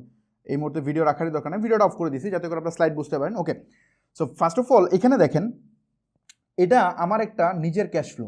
আমি এইটা বানাইছি বেসিক্যালি হচ্ছে আমার একটা ডিজিটাল প্রোডাক্টের জন্য বানানো। সো ওই ক্যাশ ফ্লোটা ডেমো আপনাদেরকে দেখাই। ক্যাশ ফ্লো মানে এটা হচ্ছে, দেখেন এই শিটটা দেখতেছেন, এটা হচ্ছে এক্সপেন্স শিট। নিচে এখানে 3টা শিট আছে, একটা এক্সপেন্স, একটা রেভিনিউ, এটা হচ্ছে সাম শিট। সো এই এক্সপেন্স শিটে আমি যত ধরনের, আমার একটা বিজনেসের যত ধরনের খরচ হইতে পারে পুরা জিনিসটা এখানে এক্সপ্লেইন করা আছে। যেমন ধরেন এখানে আমি বলছি যে টিম, দেখছেন এখানে টিম আছে, টেক টিম, কোন ডিপার্টমেন্টের টিম আমার এখানে লেখা আছে। তারপরে একটা সাব টিম, কি সাব টিমে লেখা আছে যে আমার এখানে কি কি সাব টিম হবে, আমার এখানে সাব টিমগুলো লেখা আছে। যেমন হচ্ছে core team back end, core team front end, everything. যেহেতু এটা একটা মানে ডিজিটাল প্রোডাক্টের আমি ক্যাশ ফ্লো দেখাচ্ছি। সো মানে ডিজিটাল প্রোডাক্ট ডেভেলপ করতে হবে, তাই না, একটা সফটওয়্যার। সো ওই সফটওয়্যারগুলার এখানে দেখাচ্ছে যে কোন ডিপার্টমেন্টে কতজন এমপ্লয়ি হবে, তারপরে এখানে মার্কেটিং টিমে কত হবে, তারপরে আদার্স টিমে কত হবে, ইভেন আদার্স টিমে কে স্টাফ, অফিসের স্টাফ, এইচআর, তারপরে ফাইন্যান্স, এভরিথিং, কি অ্যাকাউন্ট ম্যানেজার। তারপরে এদিকে যদি আসেন যে regular expense, office expense, rent in utility, everything. এখানে মার্কেটিং আছে, যেমন মার্কেটিং, কন্টেন্ট মার্কেটিং, অ্যাডভার্টাইজিং, আদার সফটওয়্যার, সার্ভার, অনেক কিছুই দরকার হয় একটা বিজনেস পরিচালনা করতে গেলে। নিউ অফিস সেট আপ, এবং ওই অফিসে কিছু জিনিসপত্র কিনতে হবে, সেটা এভরিথিং এখানে ইনক্লুডেড। এবং এই যে এই পাশে একটা জিনিস খেয়াল করেন, এই যে এখানে দেখেন আমি কি লিখছি, এই যে এখানে আমরা হচ্ছে একটা ক্যাশ ফ্লো মূলত হচ্ছে মোটামুটি 36 মাসের হিসাব করে করতে হয়, মানে 3 বছরের একটা হিসাব করে করতে হয়। বাট আপনি যখন বিজনেস সম্পর্কে একেবারে বেশি জানবেন না, নতুন জানবেন, তখন আপনার পক্ষে 3 বছরের ক্যাশ ফ্লো বানানোটা সো ডিফিকাল্ট। আপনাকে এটা হয়তো 1 বছরের জন্য করতে পারবেন। বাট আপনি যখন একটা ব্যবসা নিয়ে অনেক ইনডেপথ জানবেন, তখন আপনি 3 বছরের পরের ঘটনাও আপনি প্রেডিক্ট করতে পারবেন। যেমন আমার ক্ষেত্রে আমি কোনো ব্যবসা করতে গেলে ওই ব্যবসা অনেক দিন যাবত প্ল্যান করি। যেমন আমি যেটা বললাম, বাংলাদেশে যে আমি যে বিজনেসগুলো আমি এক্সিকিউট করি, বেসিক্যালি আমার ক্ষেত্রে আমি এখন যেসব ব্যবসা করি অ্যাটলিস্ট 2 বছর আগে আমি ওটা প্ল্যান করে রাখি। প্ল্যান করে ওটাকে আমি মানে গুছাতে থাকি। কারণ হচ্ছে মানে ওই সময়ের মধ্যে মধ্যে যে চেঞ্জগুলো আসে আমি বুঝতে পারি যে ওকে এমনও ব্যবসা হয় আমি ভাবতেছি প্রচুর চলবে, বাট 6 মাস পরে আমি বুঝতেছি না এই ব্যবসাটা চলবে না। তার মানে আমি কি ওই সময় যদি এক্সিকিউট করতাম তাহলে আমি প্রবলেম পড়তাম। সো এই জন্য আমার জন্য এটা ইজি, কারণ আমার মাথায় অনেক রেডি প্ল্যান আছে, আমি অনেকগুলো একসাথে গুছাতে থাকি। সো সো এখন আমার অনেকগুলো অনবোর্ডিং প্রজেক্ট চলতেছে। সো এই জন্য আমার জন্য এটা ইজি হয় যে আমি অনেক লম্বা সময় যাবত প্ল্যান করি একটা বিজনেস নিয়ে, তারপর আমি ওটা এক্সিকিউশনে যাই। যেহেতু আমি একটু বড় পরিসরে করি, বড় লেভেলে স্কেল করি, এই জন্য এভাবে করি। সো এই 3 বছরের জন্য আপনাকে প্ল্যান করতে হবে একটা ক্যাশ ফ্লো যদি পারফেক্টলি বানাতে চান, আর অ্যাটলিস্ট 1 বছরের জন্য বানাইতে হবে, তাহলে আপনি বুঝতে পারবেন। সো এখানে 1 মাস থেকে 36, এটা হচ্ছে মাস, এবং কোন মাসে কয়জন ইঞ্জিনিয়ার আমার থাকবে কোন টিমে, এটা কিন্তু এখানে ব্রেকডাউন আছে, দেখছেন এখানে এই যে এই 6 নম্বর মাসে একজন থাকবে, হ্যাঁ, তারপরে এই যে মিড লেভেলে কয়জন থাকবে, তারপরে যে এখানে ফ্রন্ট এন্ড টিমে 2 জন করে থাকবে, নেক্সট ইয়ারে 4 জন। সো এখানে ডিটেল একটা ব্রেকডাউন আছে। এই ব্রেকডাউনের পরে যদি একটু এদিকে আসেন, ওদের স্যালারি আছে, অ্যাভারেজ স্যালারি প্রথম বছরে স্যালারি হবে 80,000 টাকা, যে হচ্ছে মানে মেইন ইঞ্জিনিয়ার। তারপরে যে মিড লেভেলের ইঞ্জিনিয়ার তার হবে 45,000, যে জুনিয়র তার হবে 30,000। সো এইভাবে স্যালারি রেঞ্জ আছে, এবং সেকেন্ড ইয়ারে তাদের আমরা স্যালারি বাড়বে কিনা সেটা কত বাড়বে, থার্ড ইয়ারে কত বাড়বে সেটাও এখানে মানে মেনশন করা আছে। সো এই পুরা জিনিসটা এটা দেখেন, এটা কিন্তু প্রেডিকশন, আপনি কিন্তু এই ডাটাগুলো মার্কেট থেকে রিসার্চ করে করে বসাতে হবে। আপনি কিন্তু জানেন না এটা হবে কিনা, এটা বেশি হইতে পারে কমও হইতে পারে, বাট আপনার একটা স্ট্যান্ডার্ড যে খরচটা হবে সেটা আপনাকে এখানে লিখতে হবে। এবং তারপরে এই যে এখানে ফর্মুলাটা বসানো আছে, যে ফর এক্সাম্পল যে এখানে ফর্মুলা আছে যে আপনার ওই মাসে স্যালারি কত যাবে ওই ডিপার্টমেন্টের জন্য, আলাদা আলাদা ডিপার্টমেন্ট ওয়াইজ। যেখানে ফর্মুলা বারে দেখেন আমরা গুণ দিছি কি দিয়ে, মানে এই যে এই স্যালারিকে গুণ দিছি হচ্ছে সে কোন মাসে জয়েন করবে সেটা দিয়ে। সো এভাবে বেসিক্যালি আমরা স্যালারিটা বের করছি। এভাবে প্রত্যেকটা ডিপার্টমেন্টের এখানে কস্টিংটা আমার এখানে বের করা আছে, এই যে টোটাল কস্ট এখানে পুরা কস্টিংটা আমার বের করা আছে। তারপরে যে এখানে মার্কেটিং ডিপার্টমেন্টের কস্ট আলাদা করে বের করা আছে, তারপরে বিভিন্ন স্টাফের কস্ট বের করা আছে। এই যে যেমন রেন্ট, আমার কোন মাসে কত টাকা ভাড়া যাবে সেটা আমার এখানে ধরা আছে। যেমন ধরেন আমি যে অফিস নিব প্রথম মাসে 50,000 টাকা, 6 মাস পর থেকে 80,000 টাকা হবে, হ্যাঁ, তারপরে 1 বছর পর থেকে এটা বাড়বে। সো এই পুরা কস্টিংটা এখানে আসবে। তারপরে হচ্ছে আপনার এখানে একটা ব্রেকডাউন আছে যে ডেভেলপমেন্ট, মানে আমার যে প্রোডাক্ট ডেভেলপমেন্ট ওই পারপাসে আমার কত টাকা খরচ হবে। যেমন ডেভেলপমেন্ট পারপাসে আমার 4,25,000 টাকা খরচ হবে প্রথম মাসে, তারপরের মাসে এমনি যাবে, এটা পরে 1 বছর পরে এটা বেড়ে যাবে, যেমন এই যে 1 বছর পরে 6,95,000 হয়ে যাবে। তো এই ওয়েতে যেমন মার্কেটিং টিমে 5 নম্বর মাসে যাবে 1,80,000 টাকা, 6 নম্বর মাসে যাবে 2,80,000 টাকা, তো এবং হচ্ছে এইটা হচ্ছে কি 10 নম্বর মাসে যাবে 3,20,000 টাকা। সো এই 13 নম্বর মাসে যাবে হচ্ছে 6,85,000 টাকা। সো এই পুরা ডিটেল আপনাকে জানতে হবে কোন মাসে কত টাকা আপনার খরচ যাবে। আচ্ছা, সো এটা টোটাল কস্টিং কত যাবে, তারপর অফিস মানে অফিস রানিং কস্ট যেটা আছে সেখানে আপনার কত করে খরচ যাচ্ছে, সেটা অ্যাসেট পারচেজ যে করতেছেন সেখানে কস্টিং কেমন যাচ্ছে। যেমন ধরেন এই যে প্রথম অফিস শুরু করার সময় 10 লাখ টাকার অফিস পারচেজ করতে হবে, সরি আপনার অ্যাসেট পারচেজ করতে হবে, এই পুরা জিনিসটা আপনাকে এখানে মেনশন থাকতে হবে।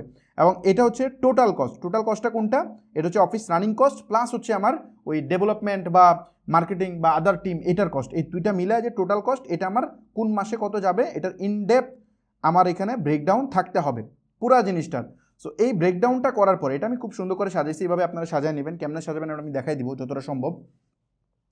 আচ্ছা, এটা গেল। তারপরে আসেন এখানে রেভিনিউ, মানে এটা হচ্ছে প্রথম শিট, 1 নম্বর শিট। এখন হচ্ছেন রেভিনিউ। রেভিনিউয়ের ক্ষেত্রেও একদম ক্রিস্টাল আইডিয়া থাকতে হবে যে আপনি কোন খাত থেকে আপনার রেভিনিউ হবে, কোন মাসে কয়জন ক্লায়েন্ট আসবে, কোন কোন সোর্স থেকে আপনার টাকা আসবে, এটা পুরা একটা ক্রিস্টাল ক্লিয়ার আইডিয়া আপনার সামনে থাকতে হবে। যেমন আমার সামনে যেরকম করে পুরা আইডিয়াটা আমার কাছে আছে, রাইট, এবং ওটা সামারিও করা আছে যে আমার কবে কোন ক্লায়েন্ট আসতে পারে, এটা প্রেডিকশন পুরা জিনিসটা। যেমন প্রথম 6 মাস আমার প্রোডাক্ট ডেভেলপমেন্টে যাবে, আমার এখানে কোনো ক্লায়েন্টই আসবে না, 7 নম্বর মাসে কিছু ক্লায়েন্ট আসতে পারে। সো এই ওয়েতে, আচ্ছা এই দেখেন এটা কিন্তু 2022 সালের, দেখছেন, আমি এটা দেখাই একটা মিনিট, এটা কিন্তু 2022 সালের একটা প্ল্যান, যেখানে 22 জানুয়ারি 22 দেখছেন, আমি যে ক্যাশ ফ্লোটা দেখাচ্ছি এটা 22-এর একটা ক্যাশ ফ্লো, এটা আপডেট ভার্সন আছে, আপডেট ভার্সনটা আমি এখন দেখাচ্ছি না। সো এটা হচ্ছে 22-এর একটা ক্যাশ ফ্লো আমি যেটা বানিয়েছিলাম সেটা দেখাচ্ছি আমি। সো সো এখানে এই যে আগস্ট 21, আগস্ট এই যে এখানে মার্চের 22, এটা হচ্ছে 22 মানে ওই যে সালের 22 বোঝাচ্ছে আর কি। সো এখানে হচ্ছে মোটামুটি আপনার এই প্রসেসটা আছে এখানে। তারপরে আপনার টোটাল আমার এই যে এই পার্টটা ইগনোর করবেন, কারণ এই পার্টটা এখানে করার কথা না, এখানে জাস্ট রেভিনিউ পার্ট পর্যন্ত আসবে, এটা আমি জাস্ট সামারি করার জন্য মনে হয় এখানে করছিলাম। এটার জন্য সেপারেটভাবে এই যে এখানে সামারি নামে একটা শিট বানাবেন, ওই শিটে দেখেন ডিটেল দেওয়া আছে ক্যাশ ইনফ্লো। ক্যাশ ইনফ্লোটা কি, ক্যাশ ইনফ্লো মানে কোন কোন মাসে আমার কত টাকা আমার কোম্পানিতে ঢুকতেছে, মানে রেভিনিউ আকারে যেটা ঢুকতেছে ওটা ক্যাশ ইনফ্লো। আর যেটা হচ্ছে আউটফ্লো, যেটা আমার এক্সপেন্স, সেটা হচ্ছে ক্যাশ আউটফ্লো। ওই ক্যাশ আউটফ্লো কবে কত হচ্ছে, যেমন প্রথম মাসে প্রায় 20 লাখ, পরের মাসে 11 লাখ, তারপরে 11 লাখ, তারপরে 12 লাখ, হ্যাঁ, এইভাবে হচ্ছে ক্যাশ আউটফ্লো। তারপর হচ্ছে net cash flow. Net cash flow কত, মানে আমার ক্যাশ ফ্লো মিনস হচ্ছে আমার এক্সপেন্স মাইনাস রেভিনিউ। তো এক্সপেন্স মাইনাস রেভিনিউ আমি কি আছি, নেগেটিভে আছি, রাইট, আমার তো কোনো এক্সপেন্স নাই, আমার কোনো রেভিনিউ নাই। তারপর হচ্ছে cumulative net cash flow. Cumulative net cash flow মানে কি, প্রথম মাসে আপনার লস করছেন ফর এক্সাম্পল 10 লাখ, পরের মাসে লস করছেন 5 লাখ, তার মানে কি কিউমিনেটিভ ক্যাশ ফ্লো হচ্ছে 15 লাখ। সো 15 লাখ টাকা আপনি লস করছেন। সো তারপর হচ্ছে ইনভেস্টমেন্ট, আমার এই বিজনেসে ডেফিনেটলি আমার একটা ইনভেস্টমেন্ট সাইজ আছে যে কত টাকা আমার ইনভেস্টমেন্ট লাগবে। সো ধরেন ফর এক্সাম্পল আমার তো একটা প্ল্যান আছে যে এত টাকা ইনভেস্টমেন্ট লাগবে, আর ইনভেস্টমেন্টে পুরো টাকা তো আমি কোম্পানিতে একসাথে দিব না, হয়তো বিভিন্ন সোর্স থেকে কালেক্ট হবে, এক এক সময় দিব। সো এখানে ধরেন প্রথমেই আমি জুলাইয়ের এত তারিখে 1,15,00,000 টাকা ইনভেস্ট করব, তারপরে এখানে গিয়ে 65 লাখ, তারপরে এখানে এগেন 50 লাখ। সো এইভাবে ধরেন ইনভেস্টমেন্টটা হবে। তারপরে এখানে গিয়ে ধরেন এই যে হ্যাঁ হ্যাঁ কেন, কখন থেকে, এই একটু কনফার্ম করুন তো সাউন্ড যাচ্ছে কিনা। হ্যালো, একটু আজকে বেড়ে দেখতে সাউন্ড যাচ্ছে কিনা। হ্যালো, একটু আমাদের টিমের থেকে কনফার্ম করেন সাউন্ড যাচ্ছে কিনা প্রপারলি। কি বলে সাউন্ড যাচ্ছে না কেন, হ্যাঁ সেটাই তো, ওকে সরি সরি, আমার টিম বলতেছিল সাউন্ড নাকি যাচ্ছিল না, সরি এক্সট্রিমলি সরি। ওকে, সো এটা হচ্ছে ইনভেস্টমেন্ট। তারপরে এটা কি, এটা হচ্ছে ক্যাশ ব্যালেন্স, যে এই ক্যাশ ব্যালেন্সটা হচ্ছে যে আমার আলটিমেটলি আমার হাতে কয় টাকা থাকবে ওই সময়। যেমন ধরেন আমার 1,15,00,000 টাকা ইনভেস্টমেন্ট, তারপরে এখান থেকে 20 লাখ টাকা খরচ হয়ে গেলে ক্যাশে থাকবে 95 লাখ টাকা, পরের মাসে আবার 11 লাখ টাকা খরচ হয়ে গেলে আমার ক্যাশে থাকবে 85 লাখ টাকা, তারপরে 73 লাখ, তারপরে 62 লাখ, এভাবে যেতে যেতে আমার ক্যাশ কমতে থাকবে, ক্যাশ কমতে থাকবে, আবার এখানে আমি ইনভেস্ট করবো, ক্যাশ আবার আপ হবে। সো এটা হচ্ছে আপনার আমার ক্যাশে কয় টাকা থাকবে সেটা। এবং এখানে ম্যাক্স ইনভেস্টমেন্ট সাইজ, আমার এই বিজনেসটাতে সর্বোচ্চ কত টাকা ইনভেস্টমেন্ট লাগবে, এটা হচ্ছে কত 1.24, মানে 1,24,00,000 টাকা আমার ম্যাক্স ইনভেস্টমেন্ট লাগবে।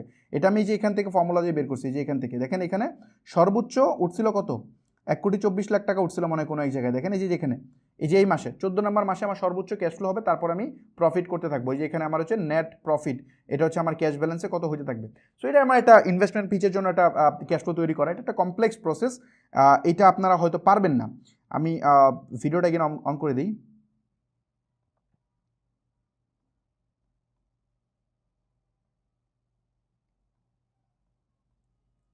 ওকে, সো যেটা বলতেছিলাম যে এটা একটা কমপ্লেক্স প্রসেস, এটা হয়তো আপনারা পারবেন না, এটা না পারাটাই কঠিন, এটা অনেক মানে আমি এই যে জিনিসটা দেখাই দিলাম আপনারা চেষ্টা করবেন এই ওয়েতে বানানোর জন্য, যারা একটু এক্সেলে ভালো তারা এটা পারবেন।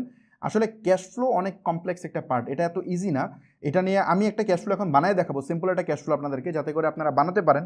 এই ক্যাশ ফ্লো নিয়ে আলোচনা করতে গেলে আমাদের ক্লাস অনেকগুলো লাগবে। যেমন আমি একটা জিনিস দেখাই আপনাদেরকে, এটা হচ্ছে আমাদের বিজনেস ওয়ার্কশপের, এই আমার যে পোর্টালটা দেখতেছেন এটা হচ্ছে আমার বিজনেস ওয়ার্কশপের যে মেম্বাররা আছে তাদের জন্য আমাদের এই কোর্সগুলো দেওয়া হচ্ছে। আমরা তো প্রমিস করছিলাম হচ্ছে এখানে, যেমন ধরেন stepupworkshop.net, এই যে এখানে আমাদের কি বলা হয়েছিল যে 15টার বেশি আমরা প্রিমিয়াম কোর্স আমাদের ওয়ার্কশপে দিব এবং ওয়ার্কশপ মেম্বারদেরকে। সো যারা আমাদের এর আগে যারা ওয়ার্কশপে জয়েন করছিল তাদেরকে আমরা 15টা প্রিমিয়াম কোর্স দিচ্ছি, এবং এগুলো লাইফ টাইম অ্যাক্সেস থাকবে। সো এটা হচ্ছে যে এখানে এই দেখেন, এই যে এখানে বিজনেস একাডেমিতে এই কোর্সগুলো দেওয়া আছে। আমরা অলরেডি কয়টা কোর্স দেওয়া শুরু করছি, 1টা 2টা 3টা 4টা 5টা 6টা 7টা অলরেডি চলতেছে, প্রত্যেকটাতে নতুন নতুন কন্টেন্ট আসতেছে, আরও আসবে, বাকি কোর্সগুলো ওইখানে চলে আসবে খুব সুন। সো আমাদের এই সেশনটা চলতেছে মাত্র 3 মাস হইল, 3 মাসের মতো হয়েছে আর কি, এখন পর্যন্ত চলতেছে, আরও বাকি আছে 3 মাসের মতো। সো বাকি সময় বাকি কোর্সগুলো চলে আসবে আর কি। সো এই প্রত্যেকটাতে অনেকগুলো করে ভিডিও আছে। যেমন ধরেন আমরা যদি একটা জিনিস দেখাই, যে পার্টটার জন্য এখানে আনলাম ই কমার্স ফান্ডামেন্টালটা যদি ওপেন করি, এই ই কমার্স ফান্ডামেন্টালের মধ্যে এখানে একটা ক্যাশ ফ্লো, ইয়েস, এই দেখেন ক্যাশ ফ্লো, ক্যাশ ফ্লোটা আমি কেন বোঝাচ্ছি দেখেন, ক্যাশ ফ্লো এই যে এটা হচ্ছে ক্যাশ ফ্লোর ক্লাস আমার, রাইট? এটা হচ্ছে ক্যাশ ফ্লোর ক্লাস, কত মিনিট দেখতেছেন, 49 মিনিট, রাইট?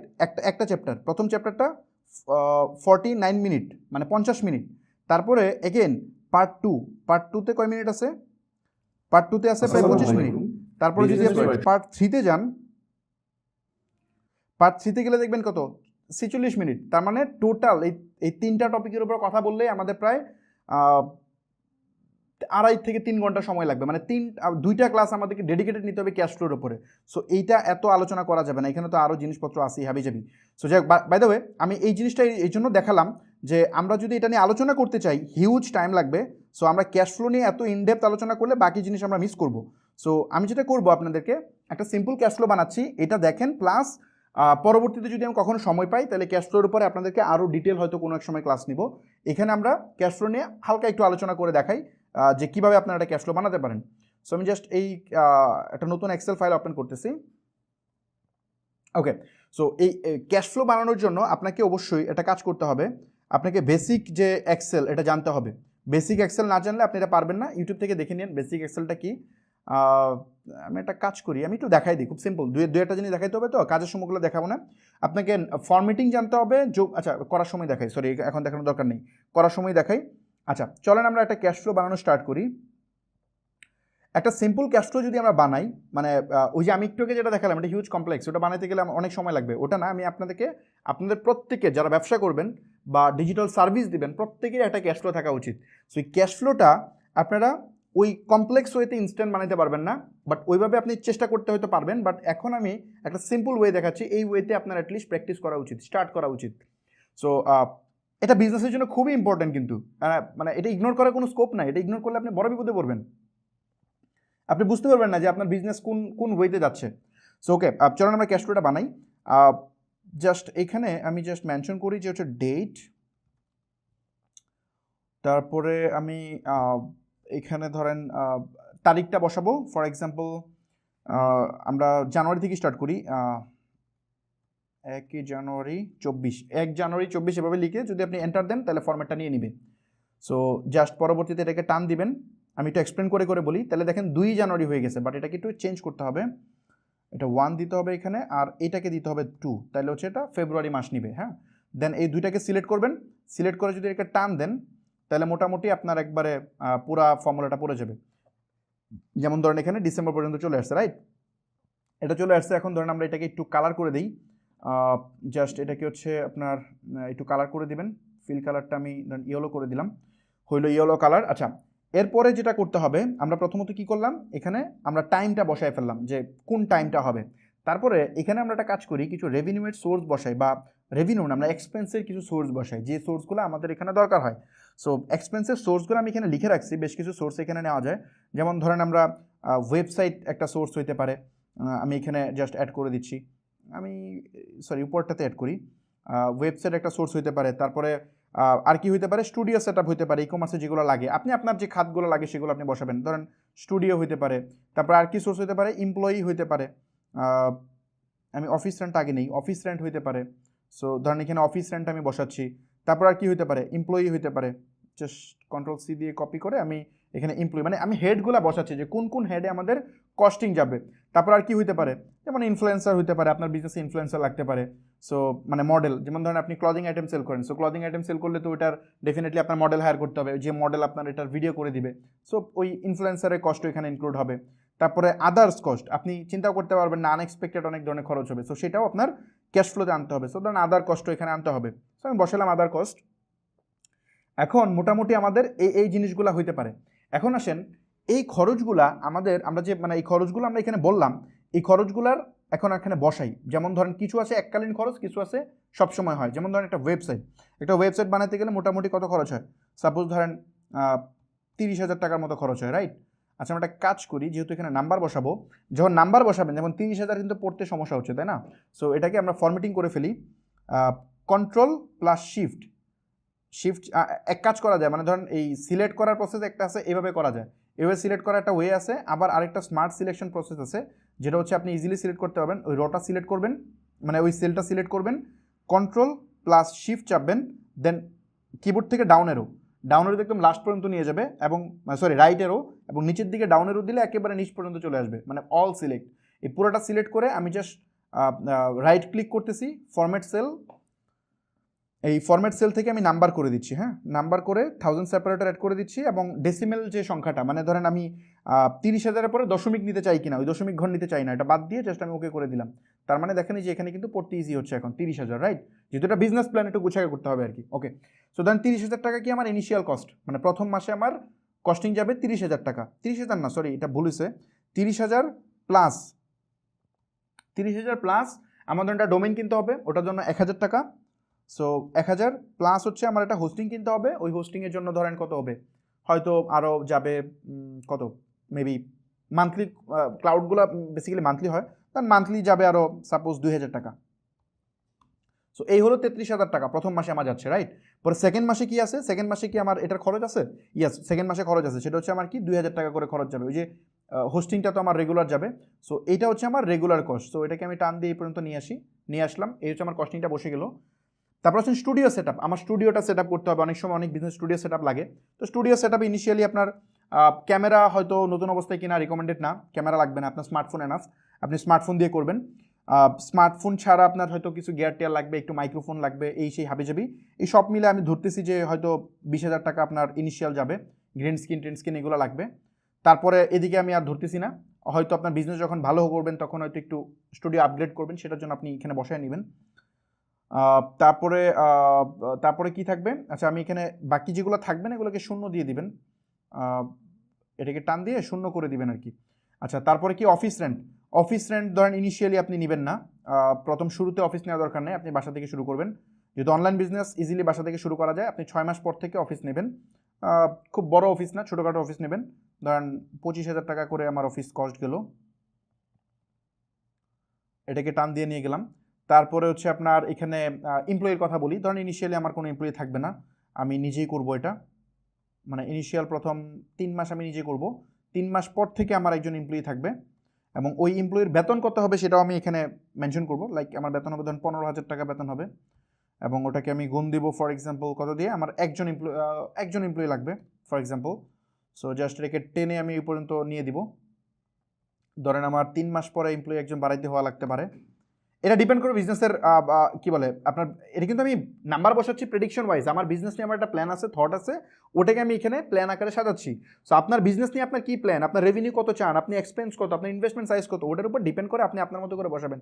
আমি এখানে ডেমো ফিগার বসাচ্ছি, জাস্ট র্যান্ডম ফিগার বসে আমি জাস্ট ক্যাশ ফ্লোর একটা সিস্টেম দেখাচ্ছি, একটা স্ট্রাকচার, যেটা আপনারা দেখে করতে পারেন যেন। আচ্ছা, তারপরে ইনফ্লুয়েন্সারের কথা আসি। ধরেন ইনফ্লুয়েন্সার আমাদের লাগবে, ফর এক্সাম্পল ইনফ্লুয়েন্সারের জন্য প্রতি মাসে আমি ধরলাম যে 5,000 টাকা করে আমাদের ইনফ্লুয়েন্সার কস্ট লাগবে পার মান্থ।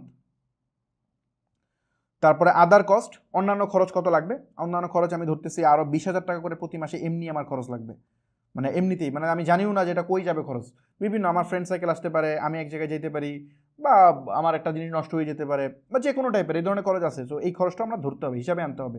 আর না হয় আপনি দেখবেন যে আপনার লাভের টাকা পিঁপড়ে খায় ফেলবে, আপনি টেরও পাবেন না। সো ওকে, এই পার্টটা গেল, আমাদের কস্টিংটা আসলো। এখন আমাদের একটা টোটাল কস্ট বের করতে হবে। টোটাল টোটাল কস্ট না, এটাকে আমরা বলি অপেক্স বলি, operating cost, total operating expense আর কি। সো অপারেটিং টোটাল অপেক্স, এখানে এসে আমরা এটাকে যোগ করব, ইকুয়াল, যোগ করার অনেকগুলো ফর্মুলা আছে, আপনি এরকম করে যোগ করতে পারেন। এটা তারপর হচ্ছে আপনার এই সেল সিলেক্ট করবেন, পরে প্লাস দিবেন, এই সেল সিলেক্ট করবেন, দেন প্লাস দিবেন। সো এটা একটা প্রসেস যোগ করার জন্য, বাট এটা রিকমেন্ডেড মেথড না। স্মার্ট মেথড হচ্ছে সাম লিখবেন, সাম মানে হচ্ছে এটা মানে ফর্মুলা, সাম লিখবেন, সাম লিখে জাস্ট ফার্স্ট ব্র্যাকেট দিবেন, ফার্স্ট ব্র্যাকেট দিয়ে জাস্ট পুরো জিনিসটা সিলেক্ট করবেন যেটা আপনি যোগ করতে চান, অ্যান্ড ব্র্যাকেট ক্লোজ করে এন্টার দিয়ে দিবেন, তাহলে আপনার পুরো যোগটা হয়ে যাবে। সো এখানে হয়ে গেছে। দেন এটাকে জাস্ট টান দিয়ে যদি এ পর্যন্ত নিয়ে আসেন, তাহলে অটোমেটিকলি পুরা যে সেলগুলোতে আপনার এই যোগফলটা চলে আসবে, মানে এই ফুল যোগফলটা এখানে চলে আসবে। ওকে, সো আমরা এখানে দেখতে পাচ্ছি যে টোটাল কস্টিংটা কত এখানে চলে আসছে। এখন আসেন, আমরা অপেক্স বের করছি, এখন আমাদের কি করতে হবে, রেভিনিউটা এখানে বসাইতে হবে। তো চলেন আমরা রেভিনিউ বসানো শুরু করি। রেভিনিউ বসানোর জন্য, আচ্ছা জাস্ট একটা মিনিট, আমি জাস্ট একটা মিনিট, ওকে দেখা যাচ্ছে না, ঠিক আছে, ওকে। সো এখানে যেটা করবো আমি, ধরেন আমি দুইটা প্রোডাক্ট নিয়ে আমি করে দেখাই। যেমন ধরেন এখানে আমি ফর এক্সাম্পল প্রথমত আমি করতেছি লেটস সে ডিজিটাল না, আমি এটা ফিজিক্যাল প্রোডাক্ট নিয়ে করি। ফর এক্সাম্পল কী হতে পারে, ফিজিক্যাল প্রোডাক্ট লিখি, জাস্ট আমি নিশ লিখতেছি না, আপনি আপনার প্রোডাক্টের নাম লিখতে পারেন বা নিশ লিখতে পারেন। সো আমি এখানে ফিজিক্যাল প্রোডাক্ট লিখলাম, তারপর নিচের দিকে করবো একটা ডিজিটাল প্রোডাক্ট দিয়ে, মানে আমি যে প্রোডাক্টগুলো সেল করবো ওটার মতো লিখতেছি, আপনি আপনার মতো করে লিখবেন। সো এটা লিখলাম, লিখার পরে এখানে বেশ কিছু হেড বসাইতে হবে। যেমন ধরেন এখানে হেড হইতে পারে কি মান্থলি সেল, সো জাস্ট আমি মান্থলি সেলটা বসাইলাম।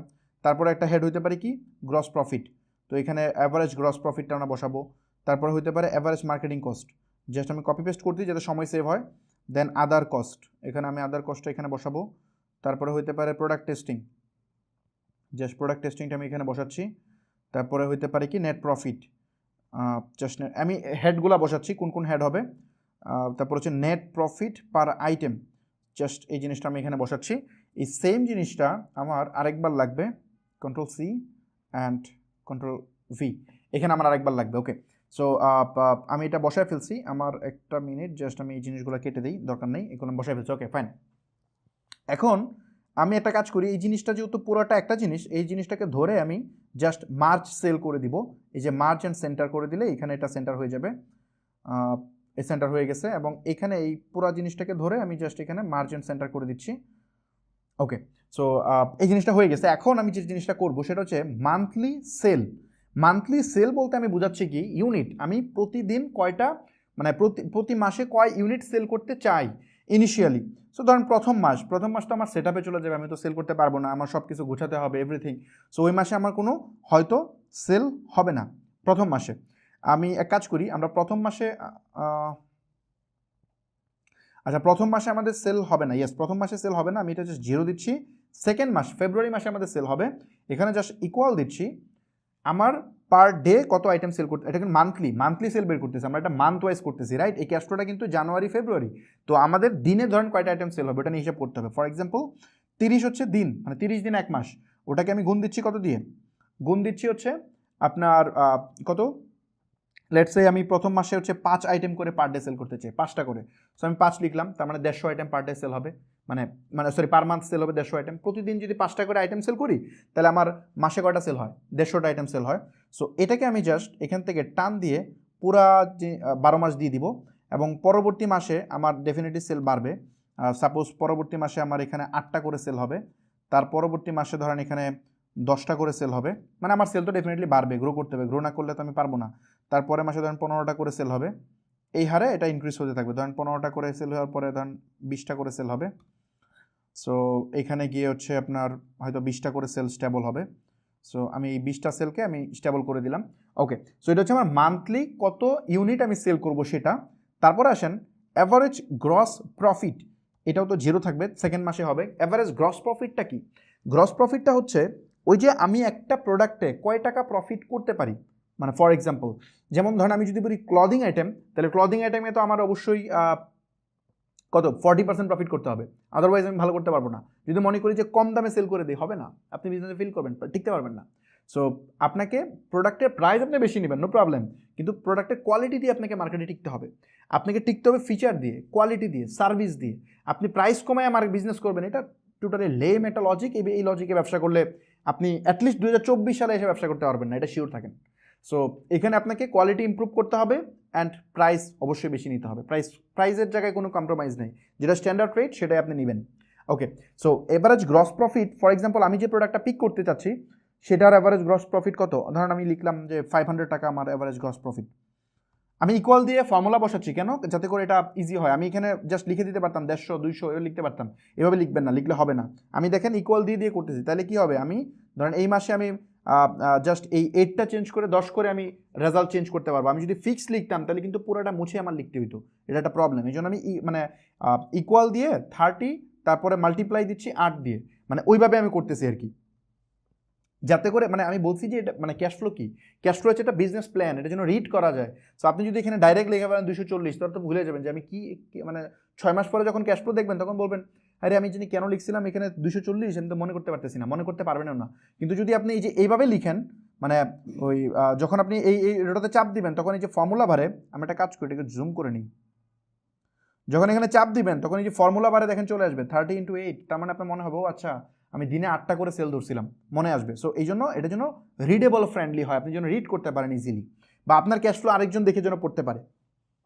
ওকে, সো এখানে কি করতে হবে, গ্রস প্রফিট কত, গ্রস প্রফিট ইকুয়াল হবে, গ্রস প্রফিট কেমনে হবে, মানে মান্থলি গ্রস প্রফিট, তার মানে মান্থলি সেলকে গুণ দিতে হবে কত দিয়ে, মান্থলি সেল মাল্টিপ্লাই কত 500 টাকা, আমরা ধরতেছি 500 টাকা করে পার, মানে প্রতিটা প্রোডাক্টের প্রফিট হবে। সো আমি জাস্ট এন্টার দিলাম, তার মানে আমার এখানে আমার প্রফিটটা চলে আসলো, যে কত প্রফিট হবে। আমি এখন এটাকে টান দিয়ে যদি এই পর্যন্ত নিয়ে যাই তাহলে পুরো প্রফিটটা এখানে চলে আসবে ফর্মুলা ওয়াইজ। তারপর যদি নিচে আসি যে মার্কেটিং কস্ট ধরেন 0 হবে, যেহেতু আমি মার্কেটিংও করিনি, আমি সব সেট আপ পার্টে ছিলাম। সো ফেব্রুয়ারি মাসে আমার মার্কেটিং কস্ট কত হবে, মার্কেটিং কস্ট আমি হিসাব করবো কীভাবে, এটা নিয়ে আমি ডিটেল আলোচনা করবো। তো যেহেতু আমি ফেসবুক অ্যাডে ধরেন ফর এক্সাম্পল আমি ফেসবুক অ্যাডে সেল করবো, এটা নিয়ে আমি পরে আলোচনা করলে আপনারা ধরতে পারবেন। যারা অ্যাডভান্স তারা অলরেডি জানেন যে ফেসবুক অ্যাডে কত টাকা করে খরচ হয় অ্যাভারেজ, বাট যারা জানেন না তাদের জন্য এটা নিয়ে পরে আলোচনা করবো। সো এটা জাস্ট আপনি ধরে নেন যে একটা সংখ্যা আমি বসাচ্ছি। ওকে, সো এখানে কি হবে, এখানে হচ্ছে আপনার যে যতগুলো আইটেম সেল হবে ওটাকে আমি মাল্টিপ্লাই করব কত দিয়ে, সাপোজ আমার ওই প্রোডাক্টটা প্রথম মাসে মানে প্রথম দিকে আমাদের অ্যাড কস্ট বেশি যায়, কারণ আমাদের অ্যাড অ্যাকাউন্ট নতুন, পিক্সেল নতুন, আরও অনেক ব্যাপার স্যাপার আছে। সো প্রথম দিকে ধরলাম যে আমার প্রতিটা আইটেম সেল হইতে ফর এক্সাম্পল 300 টাকা করে খরচ হয়ে যাবে, মানে হ্যাঁ 300 টাকা করে প্রথম দিকে খরচ হবে প্রথম মাসে। তারপরের মাসেও ধরেন আমার আমি পুরোটা টান দিয়ে দিই, টান দেওয়ার পরে পরের মাসেও ধরেন আমার 300 টাকা করে যাবে, কিন্তু এরপর থেকে আমার একটু কস্টিং কমে আসবে, কারণ আমার পিক্সেলের ডেটা হবে, আমি রিটার্গেটিং করতে পারবো, আমার এটা অপটিমাইজ হবে। সো ধরেন পরের মাস 2 মাস পর থেকে এটা 250 টাকা হয়ে যাবে, এবং 250 টাকা কন্টিনিউ করবে ধরেন 3 মাস, তারপর থেকে এই কস্টিংটা কমে 200 টাকা করে হয়ে যাবে। এটা এমনই হয়, 200 টাকা করে আমি ধরে নিচ্ছি। ওকে ফাইন, সো এটা আমরা কস্টিংটা বসালাম। তারপরে আমরা যদি দেখাই আদার কস্ট, একটা প্রোডাক্টের বিভিন্ন টাইপের খরচ হতে পারে, কী কী কস্ট, যেমন প্যাকেজিং, তারপরে আপনি ওই যখন অর্ডারটা কনফার্ম করবেন কাস্টমারের সাথে ফোনে কথা বলবেন, ওটা একটা কস্ট। তারপরে হতে পারে আপনি প্রোডাক্টটা কিনতে যাওয়ার সময় যে এই যে আপনার ট্রান্সপোর্টেশন কস্ট গেছে সেটাও একটা কস্ট, আপনার প্রোডাক্ট ড্যামেজ হতে পারে সেটাও একটা কস্ট। তো এইগুলো সব ক্যালকুলেট করে একটা আদার কস্ট আপনাকে ধরতে হবে। সো ধরলাম এই প্রত্যেকটা প্রোডাক্টে আদার খরচ ধরলাম ধরেন 50 টাকা করে, মানে পার প্রোডাক্ট 50 টাকা করে আমার এডিশনাল খরচ আছে। সো আমি এটা বসাইলাম, বসায় জাস্ট এটাকে আমি টান দিয়ে দিলাম একবার লাস্ট পর্যন্ত। তারপর আমাদের প্রোডাক্ট টেস্টিং মানে ধরেন আপনি একটা প্রোডাক্ট সেল করতেছেন এখন, তো পরের মাসে আপনি কি সেল করবেন? ধরুন এই প্রোডাক্টের ট্রেন্ড চলে গেছে, তখন তো আপনার বসে থাকতে হবে। আপনি তো টেস্ট করে কন্টিনিউয়াসলি নিউ প্রোডাক্ট বের করতে হবে, তাই না? সো একটা প্রোডাক্ট সেল করতেছেন, আরেকটা প্রোডাক্ট আপনার রেডি থাকতে হবে যে এই প্রোডাক্ট আমি পরের বার সেল করবো। So continuous testing process, test হইতেই হবে, আদারওয়াইজ বসে থাকলে কাজ হবে না। সো R&D ছাড়া আপনি টিকতে পারবেন না। সো রেগুলারলি টেস্টিংয়ের বাবদ একটা বাজেট আপনার রাখতে হবে। মানে আপনি একটা প্রোডাক্ট দেখবেন, দেখে অ্যাড রান করবেন, দেখবেন এটা সেল হয় কিনা। যদি সেল হয় তখন আপনি সাপ্লাই থেকে এনে এটা সেল করবেন, তাই না? সো উইনিং ফাইন্ড আউট করবেন। এটা কেমনে করবেন আমি দেখাবো, সমস্যা নেই। সো এই টেস্টিংয়ের জন্য একটা বাজেট আপনাকে রাখতে হবে প্রতি মাসে। সো ধরেন আমি টেস্টিংয়ের জন্য একটা বাজেট রাখলাম ইনিশিয়ালি কত, $130 পার ডলার। তো $130 পার ডলার ভ্যাট সহ, ওটার সাথে আমি $100 দিলাম, মানে $100 আমি টেস্টিংয়ে দিলাম। যদিও এটা আমি অনেক বেশি দিই, বাট এখানে ধরেন $130 দিলাম। তারপর আসেন নেট প্রফিট। আমাকে এখান থেকে নেট প্রফিটটা বের করতে হবে যে অ্যাকচুয়ালি নেট প্রফিটটা আমার কত ওই মাসে, যেহেতু মাস হিসাব করতেছি, ওই মাসে আমার নেট প্রফিটটা কত। নেট প্রফিট আমি কেমনে বের করবো? আচ্ছা, এখানে কিন্তু এই জিনিসগুলো জিরো হয়ে যাবে, রাইট? এগুলো জিরো, জাস্ট আমি জিরো দিয়ে দিচ্ছি, এগুলো আমি বসাচ্ছি না। ওকে, সো এখানে প্রোডাক্ট টেস্টিং গেল। তারপর নেট প্রফিটটা কেমনে বের করবো? ইকুয়াল দিব। ইকুয়াল দেওয়ার পরে যেটা আমার গ্রস প্রফিট, যেমন এটা হচ্ছে গ্রস প্রফিট, রাইট? ৭৫,০০০ টাকা আমার প্রফিট। এই প্রফিটটা আমি সিলেক্ট করলাম। সিলেক্ট করার পরে ফার্স্ট ব্র্যাকেট, তারপরে আমি মানে প্লাস করব কোনটা, সরি ভুল করছি কিন্তু, আমাদের গ্রস প্রফিট মাইনাস, তারপরে দিব ফার্স্ট ব্র্যাকেট, আমি এখানে যোগ করব কোনটা, মানে গ্রস প্রফিট থেকে বিয়োগ করতে হবে average marketing cost, other cost and product testing, এগুলো মাইনাস করলে তো আমার নেট প্রফিটটা পাবো, তাই না? সো ধরেন আমি এখানে ৪৫,০০০ টাকা যোগ, তারপর হচ্ছে আপনার ওই আদার কস্টের হচ্ছে ৭৫০০ টাকা, তারপর যোগ, তারপর হচ্ছে প্রোডাক্ট টেস্টিংয়ে ১৩,০০০ টাকা, ব্র্যাকেট ক্লোজ অ্যান্ড এন্টার। তার আমি দেখতে পাচ্ছি ৯,৫০০ টাকা আমার হচ্ছে নেট প্রফিট, মানে ওই মাসে আমার প্রোডাক্ট থেকে নেট প্রফিট। সো এটাকে টান দিই, তাহলে আমার নেট প্রফিটটা এখানে চলে আসলো। এখন আসেন যে পার আইটেমে, প্রতি আইটেমে আমার কত টাকা প্রফিট আছে এটা আমার বের করতে হবে। এটা কেমন বের করবো? ইকুয়াল, খুব সিম্পল। ইকুয়াল, এটা হচ্ছে আমার নেট প্রফিট, এটাকে আমরা ভাগ দিব কত দিয়ে? আরে আমার একই, আরে আমার কিবোর্ডে ভাগের অংশ কই, এটা তো আমি পাইতেছি না খুঁজে।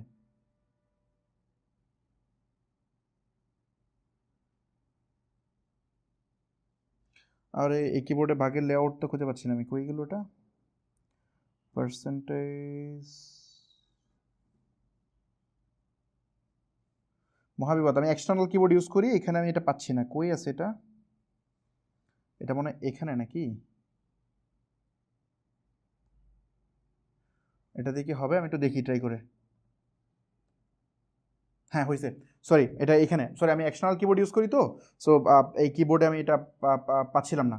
সো এটা আমি পাইলাম। এখন এটাকে যদি আমি টান দিই, তাহলে আমি দেখতে পারতেছি যে আমাদের এই মাসে ৬৩ টাকা করে পার প্রোডাক্টে প্রফিট থাকতেছিল। দেখেন আমার ৫০০ টাকা ছিল, তারপর এখন ৬৩ টাকা আছে।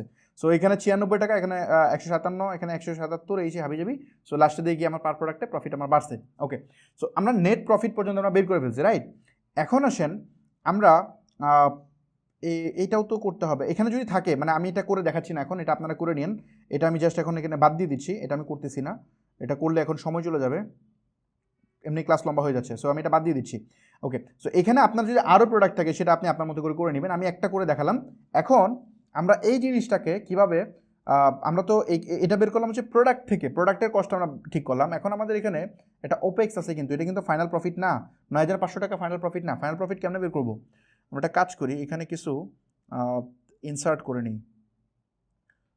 এখানে কতগুলো রো ইনসার্ট করে দিই। ওকে, ইনসার্ট হয়েছে। ইনসার্ট করে আমি একটু নিচের দিকে নিয়ে নিলাম। এখন আমি একটা কাজ করব,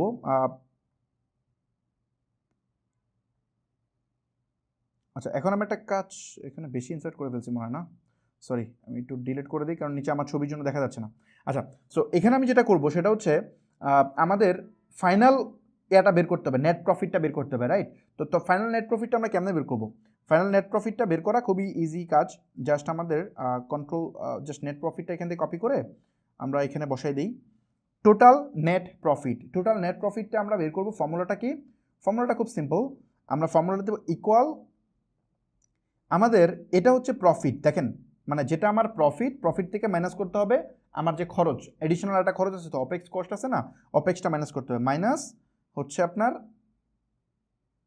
আচ্ছা সরি ভুল হয়েছে এখানে, আমাদের এই যে এই মাসের প্রফিট কই, এই মাসের প্রফিট তো আমরা লিখি না এখানে, দাঁড়ান একটা মিনিট, এখানে আমার জিরো দিতে হবে, অ্যাটলিস্ট জিরো না দিলে আমি এটা ফর্মুলা কাজ করবে না। তো আমি জিরো দিচ্ছি। এখন আমরা এই যে আমাদের জানুয়ারি মাস থেকে খরচ আছে, তার মানে জানুয়ারি মাস থেকে আমাদের ক্যালকুলেশন করতে হবে। জানুয়ারি মাসে আমার এখানে নেট প্রফিট আছে জিরো, মাইনাস হচ্ছে আপনার কত 78,000 টাকা কস্টিং, তার মানে নেগেটিভে আমি গেছি 78,000 টাকা। আচ্ছা তারপরে আমি জাস্ট এটাকে টান দিলেই মনে হয় আমি পেয়ে যাব পুরোটা, ইয়েস টান দিলেই আমি এখানে পেয়ে যাচ্ছি কত টাকা আমার কবে কি যাচ্ছে। ওকে এখন আসেন আমি যদি একটা কাজ করি একটু নেগেটিভ থাকবো আমরা 3 মাস, তাই না? এই 3 মাস যেটা নেগেটিভ আছে এটাকে আমি ইয়েলো করে দিলাম, ইয়েলো না আমি এটাকে রেড করে দিই। এই 3 মাস আমি হচ্ছে নেগেটিভে থাকবো, তারপর থেকে তারপরের মাসে আমার 5,000 টাকা প্রফিট, তারপরের মাসে 35,000 টাকা প্রফিট, তারপরের মাসে 65,000, তারপরের মাসে 55 চলতে থাকবে। সো এই 55 চলতে থাকলে কিন্তু আপনার ব্যবসা উইন হবে না। যদি কখনো দেখেন ব্যবসা 2 মাসের পরে আর বাড়তেছে না, তখন ওইটা ব্যবসা করতে পারবেন না। বিজনেস একটা জিনিস মনে রাখবেন, ব্যবসা হয়তো উপরে উঠবে নাইলে নিচে নামবে, এক জায়গায় থাকার কোনো স্কোপ নাই, মানে কখনোই এক জায়গায় থাকতে পারবে না। আপনি যদি মনে করেন আমার প্রতি মাসে 50,000 টাকা লাভ হইতেছে তো অনেক হইতেছে, চলে আর লাগে না, তাইলে আপনি আর থাকতে পারবেন না, আপনি ডাই। হয়তো আপনার উপরে উঠতে হবে নাহলে মরতে হবে, দুটো থেকে একটা। সো বিজনেস যদি দেখেন 2 মাস 3 মাস এক জায়গায় পড়ে আছে, এটা আর গ্রো হচ্ছে না, বুঝবেন যে ঝামেলা আছে, আপনার কাজ করতে হবে। সো বিজনেসকে গ্রো করাইতে হবে। সো এখানে গিয়ে আপনাকে অবশ্যই আপনার সেল ইনক্রিজে মানে পুশ করতে হবে। যেমন এই যে এখানে গিয়ে আপনাকে বলতে হবে যে আমার সেল বাড়বে, এখানে গিয়ে আপনার সেলটা বাড়াই দিবেন। কত বাড়াবেন? যেমন ধরেন আপনার সেল এখানে 30টা করে দিবেন, 30টা করে দেন। দেখেন এখন কিন্তু পুরা দেখেন এই ক্যাশ ফ্লোতে কিন্তু চেঞ্জ হয়ে যাবে। মজার ব্যাপার দেখেন পুরোটা কত সুন্দর অটোমেশন, দেখেন এখন সব জায়গায় ইম্প্যাক্ট পড়ে গেছে, খেয়াল করছেন?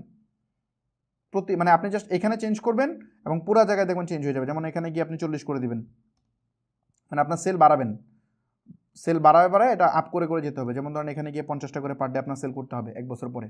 সো এখন দেখেন যে এটা কিন্তু পুরোপুরি চলে আসছে, রাইট? এইভাবে আপনি ইনিশিয়ালি একটা ক্যাশ ফ্লো মেক করতে পারবেন, খুব সিম্পল। মানে এটা কিন্তু standard up to the mark cash flow না, এটা হচ্ছে আপনার জাস্ট একটা বেসিক ক্যাশ ফ্লো। অ্যাটলিস্ট তো আপনার না থাকার চেয়ে তো এটা একটা আছে, তাই না? সো এরকম যখন একটা ক্যাশ ফ্লো থাকবে তখন আপনি বুঝবেন যে না বিজনেস শেপে আছে। আপনি তখন বাছাই করবেন, ওকে আমার 3 মাস লস হওয়ার কথা ছিল, 4 নাম্বার 5 নাম্বার 6 নাম্বার মাস চলে গেছে, এখন আমি লস করতেছি আর বলতেছি না লাভ একদিন হবে, এটা করলে তো ভাই ব্যবসা গেছে। সো আপনাকে এখানে দেখতেছেন 3 মাস পরে আমার ব্রেক ইভেনে যাওয়ার কথা, ব্রেক ইভেনে যাইতে হবে। ব্রেক ইভেনে যান নাই, কেন যান নাই, রিজন কি? বসেন, টিম নিয়ে বসেন, খুঁজে ওই সমস্যা সলভ করেন। সমস্যা সলভ করলে তখন আপনার হবে, আদারওয়াইজ হবে না। সো আপনি দেখতেছেন আপনার সেলের টার্গেট ছিল এই মাসে 450, দিনে সেল করার কথা 15টা, আপনি সেল করতেছেন 5টা আর বলতেছেন না হয়ে যাবে, না হবে না। কোথায় প্রবলেম? কেন প্রবলেম হচ্ছে না কেন? ক্যাশ ফ্লো কখনো 100% মিট করা যায় না। ক্যাশ ফ্লোর কনসেপ্টটাই হচ্ছে যে আপনি অ্যাটলিস্ট 60%, 60 to 70% মিট করতে পারবেন। এটা একটা প্রেডিকশন, এটা ট্রু না, এটা বিজনেস সিনারিও না, এটা প্রেডিকশন। আপনি কত ভালো বিজনেসম্যান সেটা ডিপেন্ড করে আপনি ক্যাশ ফ্লোতে কত আন্দাজ করতে পারতেছেন। যদি আপনার মানে যত বেশি ম্যাচ করবে বুঝবেন আপনার বিজনেসের উপর তত বেশি কন্ট্রোল। মানে ক্যাশ ফ্লো ধরেন আপনি ক্যাশ ফ্লো লিখছেন, এটা লিখার পরে আপনি যখন কাজ করতে গেছেন তখন দেখতেছেন যে 10% 20% ম্যাচ করতে, তাহলে বুঝবেন ব্যবসা আর হয়েছে। আপনি ব্যবসা সম্পর্কে আপনার ডোমেন নলেজ এনাফ নাই। আপনার ওই এনাফ নলেজ থাকলে আপনি এটা কাছাকাছি যেতে পারবেন। তবে স্ট্যান্ডার্ড রেশিও হচ্ছে 60 to 70% যদি ক্যাশ ফ্লোর সাথে ম্যাচ করে তাহলে এটা গুড নাম্বার, অনেক ভালো নাম্বার। তার মানে ঠিক আছে, বিজনেস এভরিথিং ফাইন, প্রপারলি যাচ্ছে। ওকে, সো এখন আমি এটা করলাম কি মাস ওয়াইজ, জানুয়ারি ফেব্রুয়ারি মার্চ, আপনাকে এটা ব্রেকডাউন করে ডে ওয়াইজ করতে হবে। মানে ওই জানুয়ারি মাসটাকে ডে ওয়াইজ করতে হবে যে আমার এই মাসে আমার সেল করতে হবে কয়টা, এই মাসে আমার সেল করার কথা হচ্ছে এতটা, তো আমার এটা কি আমি কোন জায়গায় মিস করতেছি। 5 দিন মিস করার পরে ইনস্ট্যান্ট এর সাথে মিলাবেন, মানে 7 দিন সেল করে এসে এখানে মিলাবেন যে 7 দিনে আমার এত সেল করার কথা ছিল, আমি কি করতে পারছি? না পারি নাই, কেন পারি নাই? চলেন বসি। ইনস্ট্যান্ট এটা আপনাকে হেল্প করবে।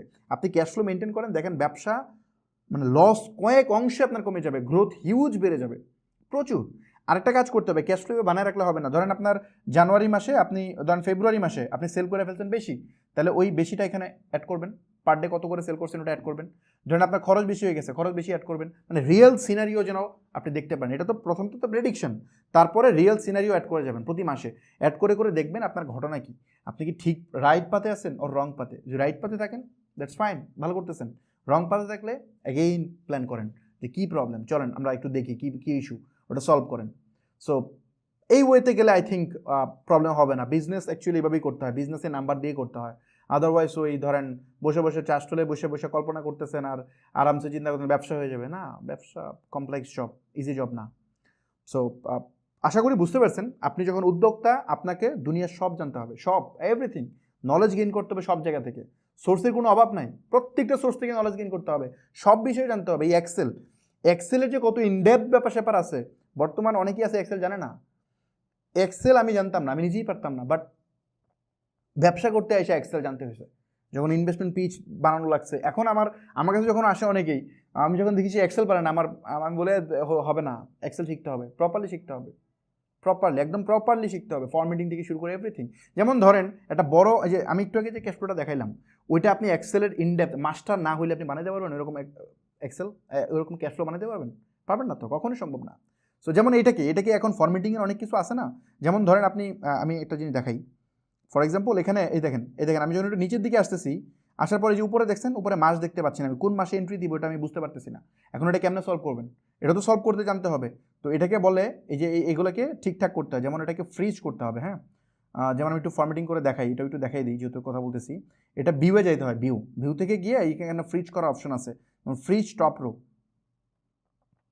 ফ্রিজ হইল নাকি, হ্যাঁ ইয়াস, ফ্রিজ হয়েছে, দেখছেন। এখন আমি নিচে যতই নিচে নামি, আমি এখানে মাস দেখতেছি, মাস দেখে এন্ট্রি দিতে পারবো।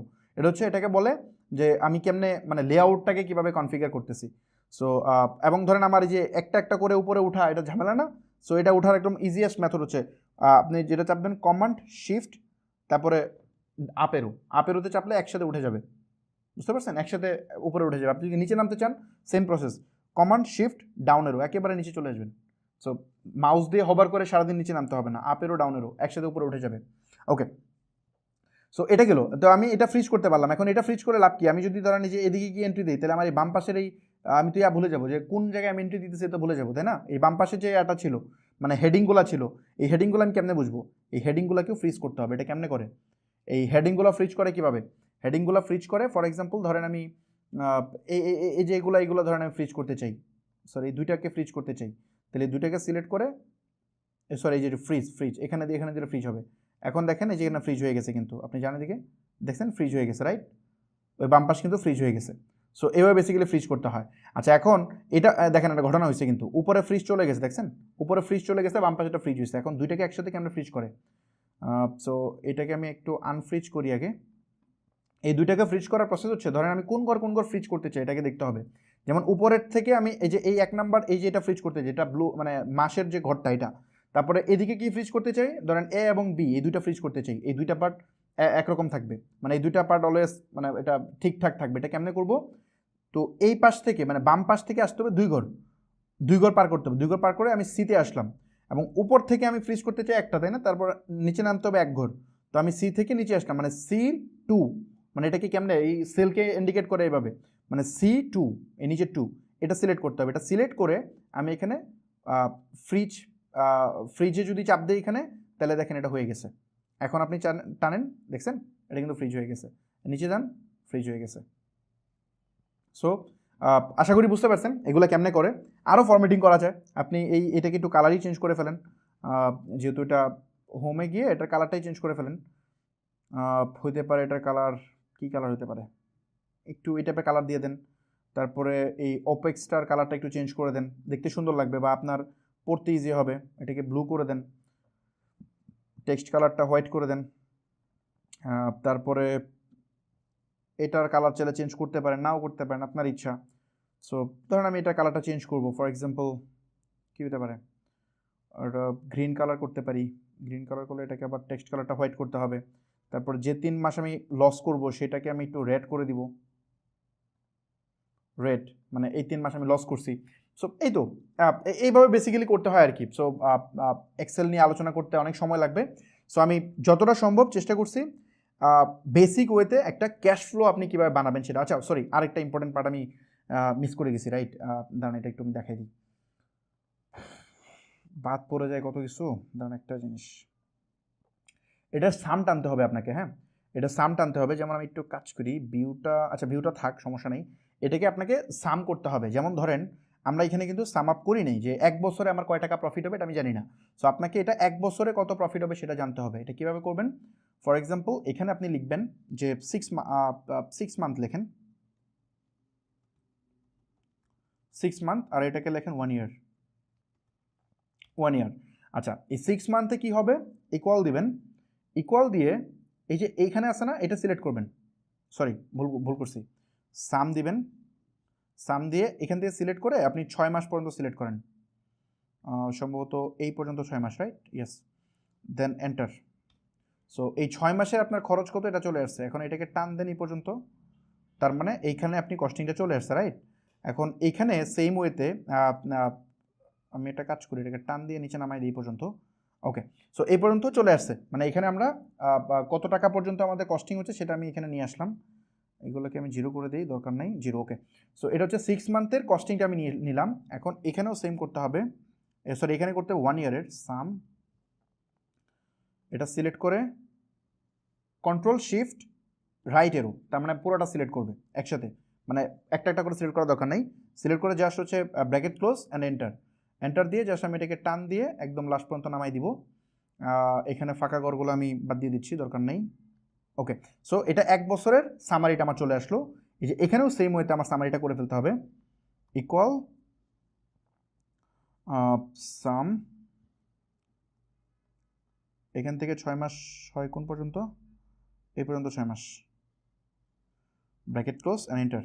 সো এখানে চলে আসলো, এটা টান দিয়ে দিলাম, তারপরে এখানে ইকুয়াল সাম, এখান থেকে কন্ট্রোল শিফট রাইট এরো, একদম পুরোটা সিলেক্ট হবে, তারপর bracket close and enter, enter দিয়ে জাস্ট আমি এটাকে টেনে দেবো না, নিচ পর্যন্ত নিয়ে দিব, ওকে। সো এইটা করলে যেটা বেনিফিট হবে, আপনি অ্যাট এ গ্লান্স আপনি দেখতে পারবেন যে ঘটনাটা কি। যেমন ধরেন আমি দেখতে পাচ্ছি যে 6 মাস পরে আমার টোটাল নেট প্রফিট কত থাকবে, 5,500 টাকা, বা লস থাকলে কত হবে। তারপর আমি দেখতে পারবো 6 মাসে আমার কত আইটেম সেল করতে হবে, যেমন 1740টা আইটেম আমার সেল করতে হবে। তারপরে আমি দেখতে পারবো যে অ্যাভারেজ গ্রস প্রফিট, তারপরে নেট মানে পার প্রোডাক্টে আমার প্রফিট কত, এই সে হাবিজাবি। এটা মনে হয় নাই, নেট প্রফিটটাতে যোগ করে ফেলা ঠিক হয় নাই, এই যে এটা হবে না, সরি, এই দুইটার ঘর হবে না, এটা অ্যাভারেজ করতে হবে, সরি এটা ভুল হয়েছে, যে 6 মাসের অ্যাভারেজ কত ওটাই না বসাতে হবে আর কি। যাক, ওটা আমি করতেছি না, করলে সময় যাবে এখন, ওকে। সো এই হলো মোটামুটি প্রসিডিউর, যে আপনারা কিভাবে মানে একটা ক্যাশ ফ্লো আপনারা মেনটেন করবেন। আমি একটা ডেমো ক্যাশ ফ্লো বানাইলাম, এভাবে আপনারা বসাবেন। যেমন এখানে আপনার এমপ্লয়ি যদি বেড়ে যায়, এখানে অর্ডার বেড়ে যাচ্ছে, যেহেতু এখানে এমপ্লয়ি বেড়ে যেতে পারে, এমপ্লয়ি জাস্ট 2 করে দেবেন, 2 করে দিলে দেখেন পুরা জিনিসে সিনারিও চেঞ্জ। আপনি যখন এমপ্লয়ি বাড়াই দিচ্ছেন, এখানে দেখেন লস চলে আসছে, রাইট? এমন হতে পারে যে এখানে গিয়ে এমপ্লয়ি বাড়তে পারে, এখানে অন্য একটা খরচ বেড়ে যেতে পারে, আপনি এন্ট্রি দিবেন, এখানে কস্টিং চেঞ্জ হয়ে যাবে ইনস্ট্যান্ট। আপনি আপনার বিজনেস সিনারিও সম্পর্কে মানে উইদিন এ মিলি সেকেন্ড, মানে উইদিন এ সেকেন্ড, আপনি মিলি সেকেন্ড না, উইদিন এ সেকেন্ড আপনি আপনার বিজনেসের একটা সিনারিও আপনি দেখে ফেলতে পারবেন। So this is cash flow. Cash flow খুবই দরকার, সবাই ক্যাশ ফ্লো মেনটেন করবেন। আমি জানি না ক্যাশ ফ্লো সম্পর্কে আপনারা আগে জানতেন কিনা, যদি জানেন তো ফাইন, না জানলে সেটা জানাবেন। আমি কত টাকা বুঝতে পারছি আমি জানি না, আপনারা কি ঠিকঠাকভাবে বুঝতে পারছেন কিনা। যদি ইউটিউবে ভিডিও দেখেন কমেন্ট করে জানাবেন, আপনাদের কমেন্টগুলো ডেফিনেটলি আমাকে ইন্সপায়ার করে এই ধরনের কন্টেন্ট আরও বানাইতে। গ্রুপেও পোস্ট করবেন, তাতে করে বুঝতে পারবো। আর গিভওয়ের ব্যাপারে তো অলরেডি বলছি যে আমরা আজকেই গিভওয়ে শেষ করে দিচ্ছি। যারা দেখতেছেন কন্টেন্ট তারা হচ্ছে সবাই এই লাইভটা শেয়ার করতে হবে, এবং এই ভিডিও থেকে আপনি কি শিখতে পারছেন এবং এটা কি আসলে হেল্পফুল কিনা, উদ্যোক্তাদেরকে জন্য এটা কি হেল্পফুল কিনা সেটা জানাবেন। প্লাস কম্পারিজন করতে পারেন, টপিক বলে দিচ্ছি, কম্পারিজন করতে পারেন। কম্পারিজন আমি পছন্দ করি না, বাট করতে পারেন। আপনি যদি প্রিভিয়াস একটা নাম মেনশন করেন না কোনো মেন্টরের, আমি চাই না কাউকে করতে। অন্য কারো যদি কোর্স টোর্স করে থাকেন সেটা থেকে আপনি কি শিখছেন এটার সাথে কম্পেয়ার করতে পারেন, কম্পেয়ার করে আপনি লিখতে পারেন, আপনি আপনার অপিনিয়ন শেয়ার করতে পারেন। ওটার মধ্য থেকে আমরা 45 জনকে ওয়েবসাইট সহ সব কিছুই আমরা দিব, লাইভে আমরা এটা উইনার প্রকাশ করব। সো আপনি এটা করতে পারেন, এটা আজকেই লাস্ট, এরপরে আর হবে না। আর সবাইকে বলবো আপনারা অবশ্যই ইউটিউবে গিয়ে কন্টেন্ট এগেইন দেখবেন, কারণ ইউটিউবে গিয়ে কন্টেন্ট না দেখলে আপনি বুঝবেন না। এই লাইভ দেখতেছেন, একটু পরে ভুলে যাবেন, মাথায় থাকবে না। বই তো অনেকেই পড়ে, সরি আমি কথা বলতে পারতেছি না আর মনে হয়।